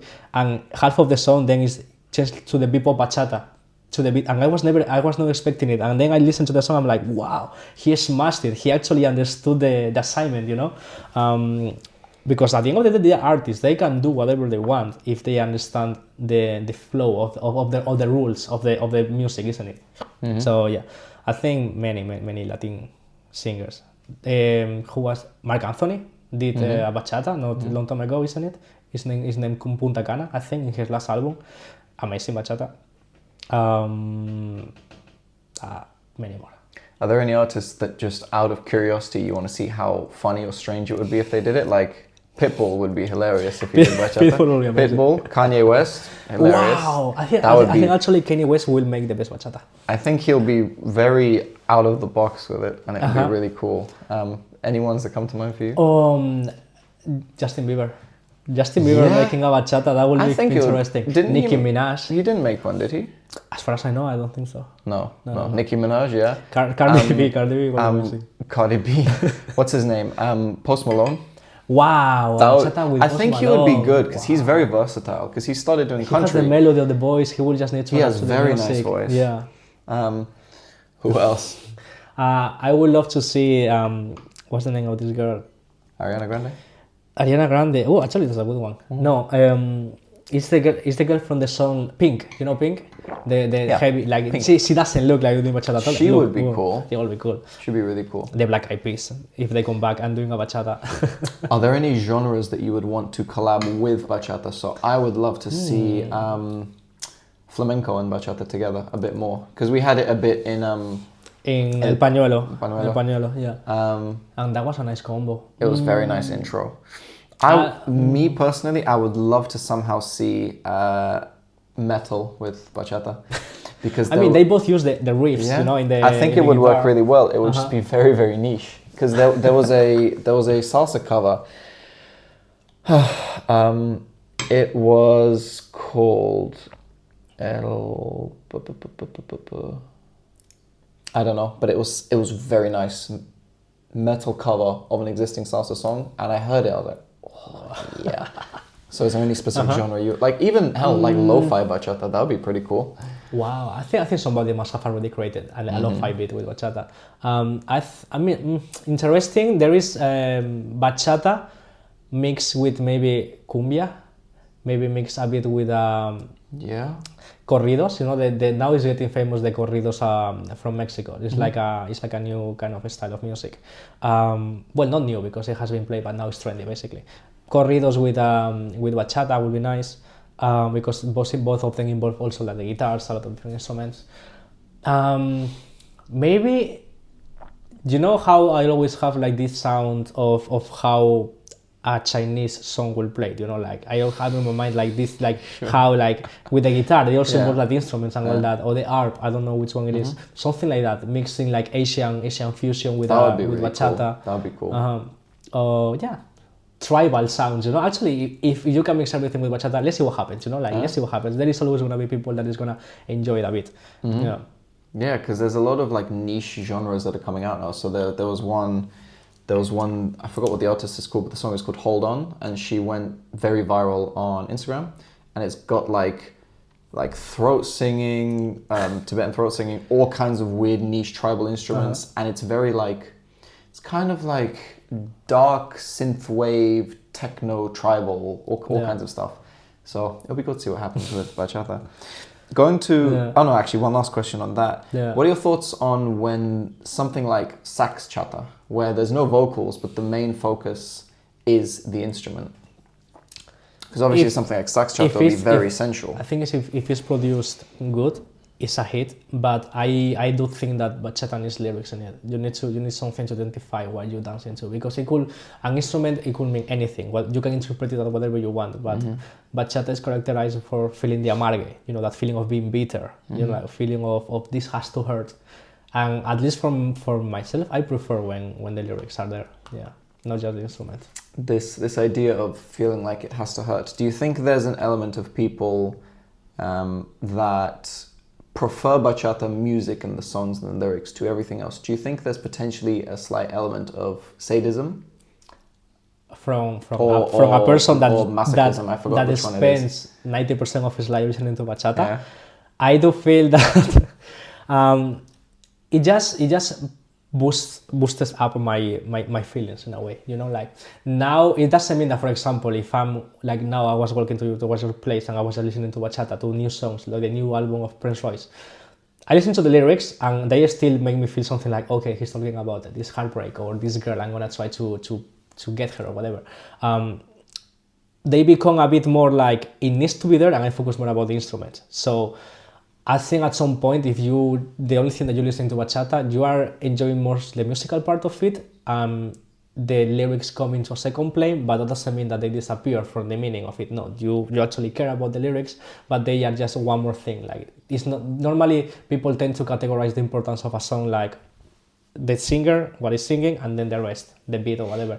For me, in bachata, everything has to be together in a nice harmony in order to create a good song. So the guitar has the same importance as the singer has the same importance as the bass, the same importance as the bongos, because all of them they make the same song. Okay. What are your thoughts on when non-Spanish speakers dance in an energy that is not reflective of the lyrics at all because they just don't know? I understand it totally. Yeah. Like I cannot expect everybody to speak Spanish all of a sudden to understand it. But I do think that musicality is something that you can learn, and you learn it through listening to a lot of things. So you can identify when a melody is being happier or sadder or just maybe more thoughtful in a way, but you just learn these things. What if that the melody, because this happens in a lot of the songs, what if the melody is very upbeat and happy, but the lyrics, once you learn it, it's like, my wife has died, my kid has gone with them, I'm homeless, I want to die. But the music is like da da da da da. Because obviously we don't know. That's funny to watch. Yeah. That's funny to watch. It's like, if only they knew, like there is this depressed. There is this Aventura song that is called La Niña, the girl. The lyrics they're actually very, very sad. They are talking about a girl that is living with her parents, and basically somebody abused her or something like that. And the end of the song is with the revelation that the dad was the one abusing her. That is super dark stuff. The beat is kind of relaxed, like like it gives you a bit the feeling of something is happening, but like, it's not that bad. Yeah, but yeah, it doesn't reflect actually how sad is the song. Then there is the song, my favorite song ever is called Enséñame a olvidar, it's by Aventura. It may be the song that actually brings me back to every heartbreak that I had in the past. That song makes me come back to it, not in a bad way, not like, oh, today I wanna cry, so I just wanna listen to this song. It just makes me come back to times where my worries were maybe just about love, because I was in high school and I didn't have worries as now that I have as an adult, like it's like my little home. So that song is kind of like, Enséñame a olvidar means teach me how to forget. So you can imagine more or less what it's about. And the melody and the lyrics is they are so perfect and equal with what the theme it is, that I think everybody that listens to it will know what it is. Like, this is a romantic melodic song to dance to in a slow pace, relax. Like you don't need to do super flourishing moves and stuff like that. Okay, moving on to a slightly different topic. We have talked a lot. Yes, we have. I'm just worried my phone's going to run out of storage. What are your thoughts on kids learning sensual bachata? Very, very good point. So I think that every move, even if it looks very sensual, the meaning of it is dancing. what we're doing is dancing. I'm not trying to flirt with a girl just because I'm doing a dip on her or because I'm behind her. This is something that makes some of the people, as I said at the beginning, like they try. It's difficult at the beginning to break the barrier of the contact. So if we all understand that dancing is dancing, it wouldn't be a problem that kids learn how to do a wave or a dip or a culito movement. Now, culito movement, it is related to sensual because of course you are focused on the hips, yeah? Like you are isolating all of a sudden and that part of your body becomes the main focus of that sequence, basically. So there is, if it's okay for them and they understand it's dancing, good. The problem, I think, the people that is watching it and they will judge it are the ones that are sexualizing the movement, if that makes sense. You as a dancer, if you are dancing with a 10-year-old girl and you do the movements that for you are just bachata, you don't do a culito because you want to see the culito of that person, you know what I mean? You do it because it's part of your dancing. You're not sexualizing it. If the other people that is watching it is judging it and sexualizing it, it's because they are seeing something different, if that makes sense. So if a kid wants to learn sensual bachata from the beginning, if everybody's okay with that, like the parents are fine with it, the person is fine with it, like I don't see the problem there. How do you then manage the line between this falls into sensual and this falls into sexual? Because it's obvious when someone has non-sexual intentions, but then everything can be sexualized. But then you take something easily, like sometimes like reggaeton is supposed to be sexy. Yeah. Would you cut a difference between a kid learning sensual bachata and a kid learning reggaeton?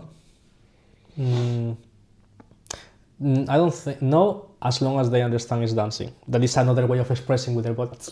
As they are kids, I don't think they go with the same intentions as some people go now into dancing. So people go now into dancing because they want to flirt, because they wanna actually meet people, and I don't blame them. They have been impacted by all what they see in social media, like, oh, nice girls, nice guys like dancing, let's do it. But kids, they are naive, you know. They don't, unless we put these things into their minds, they just go there because it's like, it could be like ballet, it could be like tap dancing, it could be like anything. They're just learning how to express with their bodies. So yeah, I wouldn't cut the line there. Okay. Is there a difference to you with, okay, what if the kid goes into something with the intention of it to be appealing? Because as naive as kids are, unfortunately, they're also being exposed to a lot of sexual content much younger on. So what if they're going into it with the intention of, this is how I want to be able to move because I can see so-and-so is famous and they're getting all the attention and all the money. Okay. This is how I need to do it. So the kid is okay with it. Let's say somehow the parents are okay with it as well. But this is the intention. They want it to be sexual to replicate whatever so-and-so artist is doing. Then I think the problem there is with which example are we setting with the dancing that we're doing. Like bachata for me is sensual, yeah, but the moment it becomes sexual, when you actually see people like touching faces or putting hands or you know, like just you can see where it's legal to touch or where it's not legal to touch. When you are dancing with a person you don't know. If you have your dance partner and you are dancing with that person and I don't know, the way you dance is to contact, you know that the context of that situation is that okay, they are a partner, they allow themselves to maybe have a bit more of contact because they are a couple. But if you see that person doing it the same way with other person, with another social dancer, you are like, I don't know, maybe that's too much. Like for me, touching in the face, it should not be allowed at all, you know. And I see sometimes people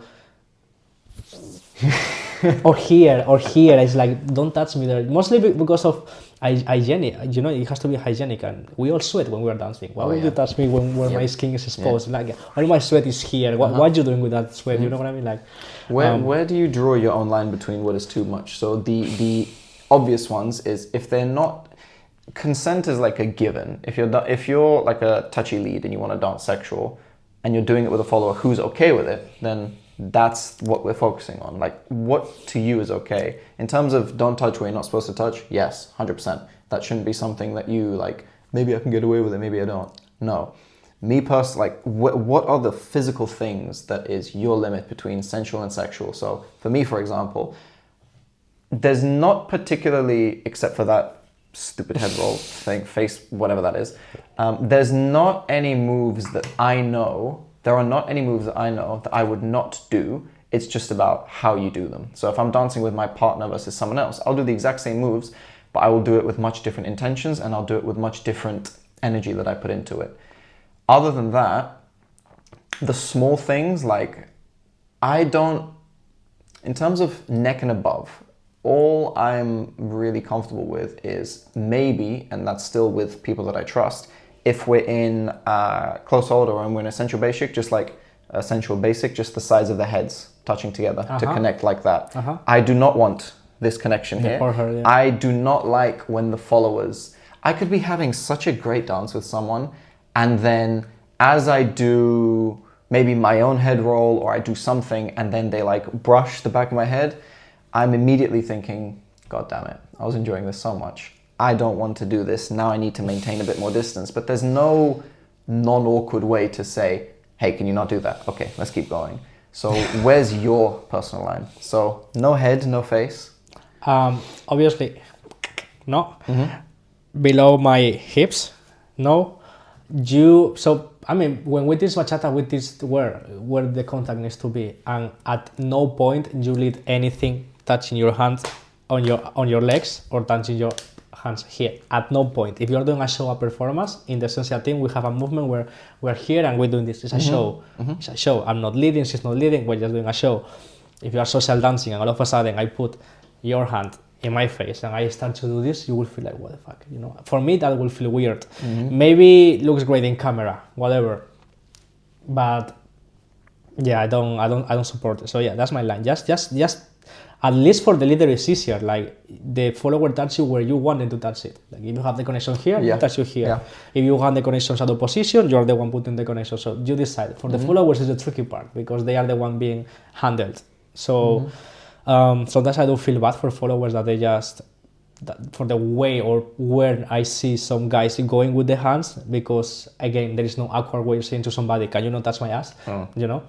And I have had the experience of my students coming to me like, oh, I went to this place and somebody tried to overtouch. And it's like, how do I not speak to this person and how do I tell them not everybody's like that when they have this experience, you know? Like, of course not everybody's like that, but sadly, I see actually more people being like that because they see these things on videos and they feel like this touching wherever they want is legal or because it's accepted.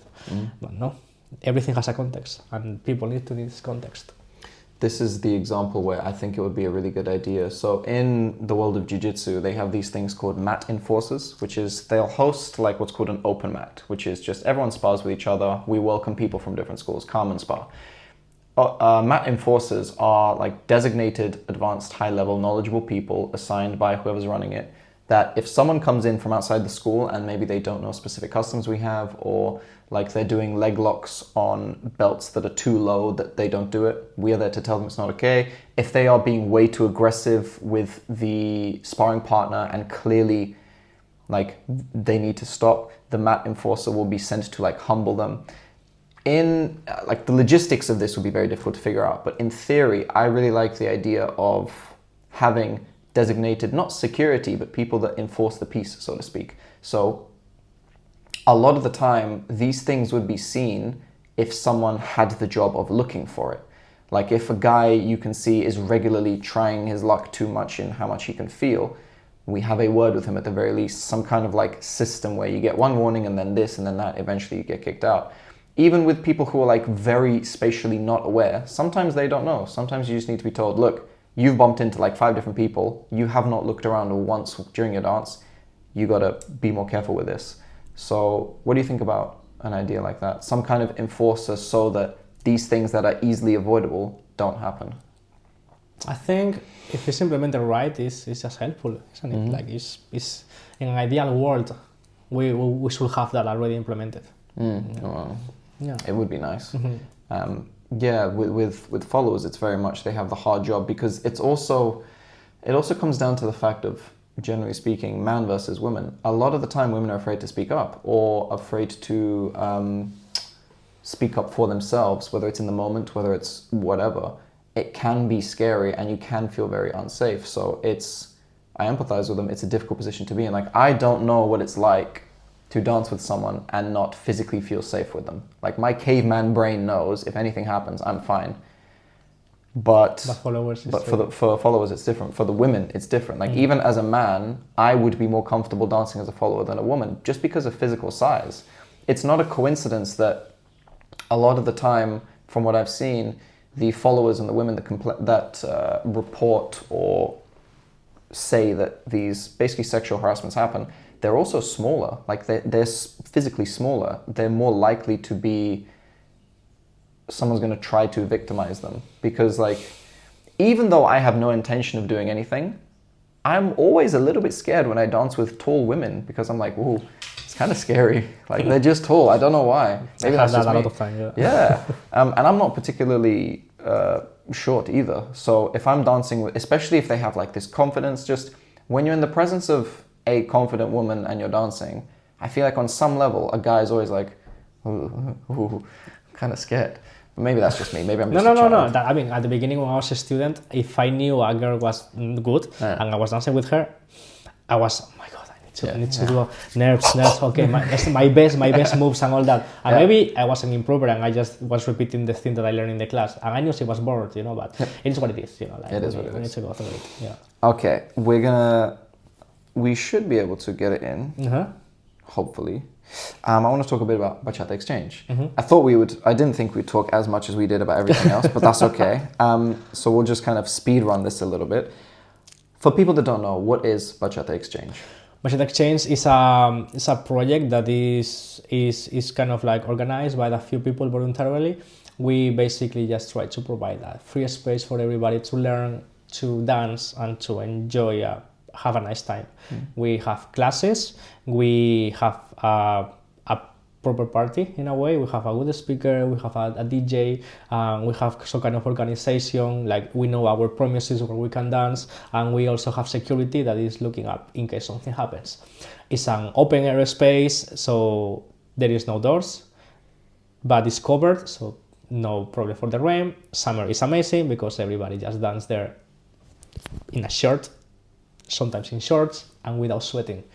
And that is very, very difficult to find, almost impossible anywhere. So Bachata Exchange, if we start from the beginning, I think I remember that I was in the first Bachata Exchange that ever was. So Jaime, he was a friend, he's also in the Essential team with me. He contacted me one day, hey, do you want to come here? We're a few dancers, we are meeting up to dance in this place. I'm like, okay, send me the address. I go there, I think I went with Ashley, and then I saw they had a small speaker, we were like 20, 30 people, something like that. And we had a dance. And it was fun. And then after a couple of hours I left, and I was like thinking like, wow, that play was amazing. The floor was fantastic. It is summer, we were relaxed. That was great. And then I think they kept doing it in different places around London. Now, I think they didn't stay in exchange venue because it's a private property. So basically you just can't go there and play music and do a party all of a sudden. So if we have to thank one person that we are actually there, that we are able to have that venue for us, is to Becca. Becca was the one that handled all the legal reasons with the landlord basically of the place, had all the communications, so they let us to be there for free basically. So now thanks to that we have a safe space where to dance with a perfect floor and with people looking after us. So we can just focus on what we're doing, that is providing with classes and enjoying basically the time. That's I wanted to remark that because we literally without Becca, I don't think Bachata Exchange as we know it now, it will have been able to happen like crazy, very crazy. And then basically little by little, at the beginning it was just social dancing. One person with a speaker, bringing friends, dancing. Then they started to introduce the idea of the circle of exchange, small teachers, and then the teaching. Then the social dancing. I think they invested, they gathered some money to buy a nice speaker, so everybody could listen to the music properly. And it was a nice event, it was very nice. Then at some point, something happened that just, without getting into too much detail into it, little by little, I started to get more into Bachata Exchange from helping with editing videos or learning about some stuff, about what to do about the social media and all that, because it was what I studied. So I was thinking like, oh, this is a nice practice. Little by little, I started to know a bit more about what was going on. And I got involved into a situation that may have been one of the most stressful moments of my life, and I can imagine that for the other people it was also super stressful. And it was a moment where I was scared that Bachata Exchange was just gonna boom, stop all of a sudden, okay? So this situation that I was put into, I just all of a sudden showed a skill that I didn't know that I had, that it was being a mediator. So two people having a problem, two people wanting something completely different. Somehow I'm in the middle communicating between these two people. So I need to fix it. I need to do something, because if I don't do anything and I just go out of the situation, most likely this is going to explode and drama is going to happen and a lot of things are going to happen. So basically I just decided for some reason to take the responsibility in order to help to keep Bachata Exchange alive. I mediated, and the people that had the problem basically just stopped talking and all that, but we decided to keep going with the event. So now people that I want to make sure that they are named here. Becca, of course, it was amazing. Like, she, even though now she's in Manchester, she's still helping us a lot with a lot of things. Catherine is great. Like, she, just with her presence, we feel even safer that things are under control. Ashley, even though she's not official part of Bachata Exchange team, she's always there. Like, we can rely on her a lot because she loves to teach there and she loves to have her beginners, and I'm very happy to see how her students are able to grow up so fast, honestly, and reach up like higher levels in a small space of time. And then Chino, DJ Chino, wow, it makes such a difference actually to have a person that worries about what is being played in the social dance, because if not, it's just a playlist of somebody, and sometimes it was my playlist. I actually put work onto the playlist because I needed to make sure that these people was listening to bachata, okay? Yeah. Like, some people was hating me, I'm not gonna lie, because they were like, oh, this is too traditional, this is too Dominican, and it was just aventura, you know what I mean? Like, it's just the pure bachata songs. So then when we had the Chino, I was thinking like, okay, he wants to do it, let's give him freedom to do whatever he wanted. And sometimes he will ask for feedback, like, what should I do, how does this go, and all that. And I was just thinking like, you are doing amazing, like the people is loving the way you play music, you mix a bit of everything.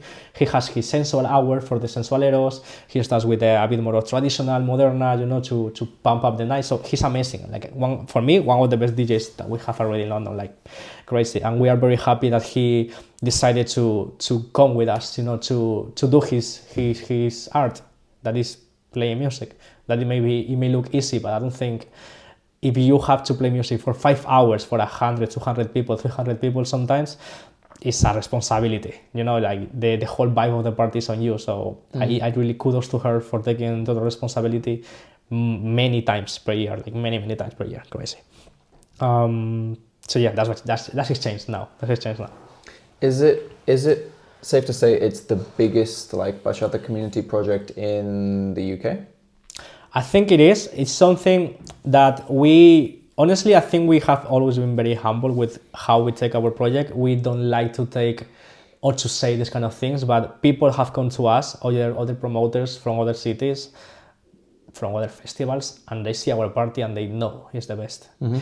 We have people coming from other countries because they know us. Yeah. I've gone to other festivals in other people, and people have come to me like, are you from Bachata Exchange? And I'm like, how do you know these things? You know, like, oh, because we know your project. We have seen it on Instagram, and every time I have a moment to go to London, I go to your place. I'm like, wow, you know, like this kind of things show the work that we're doing is good, basically. So we also have the conditions that make us the best venue to dance. That is basically the open air space, the big space that allow us to have 300 people, 400, and we're talking about festival numbers, you know, here, like will expect just to have this many people to dance if you go to any other festival in other country in a room that you know is gonna be hot and very hot and very sweaty. So now you can have it in an open air space in the center of London. We're just lucky. We're just lucky. Luck, and we are. Thanks to Becca, that was able to fight for the place, basically, to let us be here. So yeah. What does the project itself mean to you? Oof. It has meant a lot. Like, even though it has been just 2 years of my life, I started to be more involved with it when I started teaching, I think, 2021. Since everything that has happened, and since the small team that we have now actually became like responsible for everybody's like fun on Sundays, and everybody is like kind of like likiness of the event, I try to play around with it. Like, I try to make sure that everybody that is part of the team feels comfortable with what they're doing. Like, I don't want anybody at the end of the day to work their asses off more than they should, because at the end of the day we're volunteers. Nobody's getting money out of this. We are just literally going there because we love to do it. For me, every Sunday I go to Bachata Exchange it's like my free day. It's like my holiday day, honestly. Like, I just enjoy going there teaching. I enjoy going there dancing. I enjoy meeting a lot of people, talking with my friends. It's just such a fun thing to do. It takes some time to organize, to get teachers, to make sure that all the equipment is there in time, to set up the area. It takes some time, but I don't take it as a job. I take it as something I like to do, like, I just enjoy doing it. It means so much because it has given me the chance to start teaching. It gave me the chance, as it has given the chance to other couples to start teaching and to be teaching in other places. And that's one of the things that I like about Bachata Exchange, that is that if you think you can do it, we're not gonna gatekeep you. If you are ready to go for it, at the end of the day, there is nothing that you know if you are good at if you don't try it. So go for it, try one lesson, do a beginner's lesson, see if you like it. You're gonna have feedback. Many other times when we have somebody that is new, I try to be myself in the class to see how they do it, to maybe even jump inside. I never had to do it, but I always prepare myself to even jump inside in case it's going very wrong. You know what I mean? Sometimes I've given feedback after the class, like, look, this happened, why don't you try this, why don't you try that? Because I think like everybody needs feedback at the beginning. The same way I was asking it when I was learning how to teach. I know people at the beginning, they have egos and they think like, oh, I'm ready to teach, so I need to make sure that all this and all that. But I try to give them the tips even beforehand, like, look, this is Bachata Exchange. You are not going to teach in any other place. It's a different experience to teach in Bachata Exchange for a few reasons. First, you have big numbers. Sometimes I've been in a class where I had 90 people. And that is crazy. That for me has given more experience in what I'm doing than I think anything else, honestly. Every time I go to Exchange, I just keep learning. I'm mastering how I teach. And then I can feel that when I go to teach in other places that have smaller groups, for me that's holidays. For me, because I'm used to teach 90 people, teach 20, 30 people, I can do it with eyes closed. Then the fact that people wants to come to us, teachers come to us without us asking them, that we have gotten to this point means that we are doing something good also.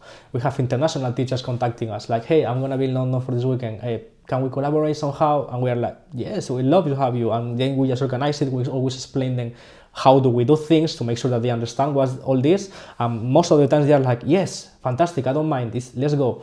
Some of them are obviously like, oh, I cannot go there because whatever, drama, promoters, whatever. But most of them are like, let me enjoy the moment, let me do the class. So we really appreciate that from many other teachers. So yeah, I don't remember what was the question, but yeah. The question was what it means to you. I think that sums it up pretty well. Yeah. What do you see as the future of Bachata Exchange? I hope it's gonna be good. I cannot see the future. I don't know how it's gonna be. Sadly, I'm not gonna be here to see it properly. I'm gonna be checking on Instagram and all that, how it's going running, but I'm not gonna be here in London to see it anymore. But I do feel that the community has to play a big part of it, meaning that we are as good organizing it because of the people that show up to join us, that actually follows the guidance that we give to them, that actually follows the guidance of where to keep the stuff, how to make basically a safe space for everybody to dance, respect the DJ space, respect the spaces, like don't hit each other, don't be an asshole, don't drink, stuff like that, like as long as people keep respecting all these things, donating to the teachers, giving any donation to the Bachata Exchange if they want, boom, I don't think there is a dark moment for Bachata Exchange in the future. Yeah. That's good. Yeah. I think the hardest one to enforce is going to be for people to not drink. Exactly. But all I can say is that Bachata community is more healthy than I expected, and not many people drink. Yeah. Not many people drink. So that was an easy one for at least from our side, from our community. Yeah, I think the danger with that is just because it's such a big community and because there are many people who use it as like a one-off thing or like occasionally go. Those are the people you got to watch out for, because the regulars aren't alcoholics or they don't drink. That's not a problem, because they also know if they bring the alcohol, they run the risk of losing this venue that they always use. But it's the ones who don't really lose anything and they kind of come as a one-off. Those are the risky ones. That is true. Okay. I had, from my experience, the times we have problems with drunk or overdrunk people are mostly people that are partying around and they just sit, no dancers at all. They just go in the middle like, hey, whatever, and they just leave. Yeah. Sporadically. Yeah, no. Because I've been there a fair amount as well, I have never seen even like the occasional individuals who do sneak stuff in. If they manage to, at least they are not like blah blah. No. They don't get to the point. Yeah, they're still just dancing fine. Yeah. But you can also see, oh, you've got something there. Okay. Yeah. Okay, well, that's I think the end of the time, in case my phone's about to run out. Is there anything specific you would like to say as a passing comment? Anything you want to maybe promote, or any message about bachata that you want to get across? I think for bachata, it's something that changed my life, and I have seen how it has changed many other people's life from the beginning, even without having the background that I have with the music. I think that if it's not bachata and people want to try any other kind of dance, they should go for it. Nobody is a dancer born. Not everything can be learned. I think everybody should try to dance something in their lives. I was a stick with two legs, okay? I was moving like every time. If I'm able now to move the way I am, it's because I practice and I just put effort into it. So I just think that everybody should dance. Everybody should try to dance and enjoy it. And they can try it in Bachata Exchange. Is that much available, or it's just for the at the moment, it's something for the team. If you guys did merch, that would be really... At the moment, it's something... Legally, can you do that? Legally, I think the trademark is ours. So yeah, we should be able to do it, but... Yeah, that would be cool. Your business, not mine. I thought about it. Now that I'm leaving, I cannot start a project, I think, that big now, because it wouldn't be something to do from day to night. It would need something to be planned and all that. So I just want to leave it up to the people that is going to be running it when I'm not here. You could use it to invest in like another big speaker, make two there of them. There are many reasons to do it. Many reasons to do it. I'm getting excited just thinking. Okay, everyone should dance. I think that's a nice that's my message. Everyone should try it. At least try it. At least go and try it. Yeah, whatever you want. Thank you for coming, Bryan. Thank you for having me, I'm hoping Alex. my phone had storage when I press stop, and we'll see you guys next time.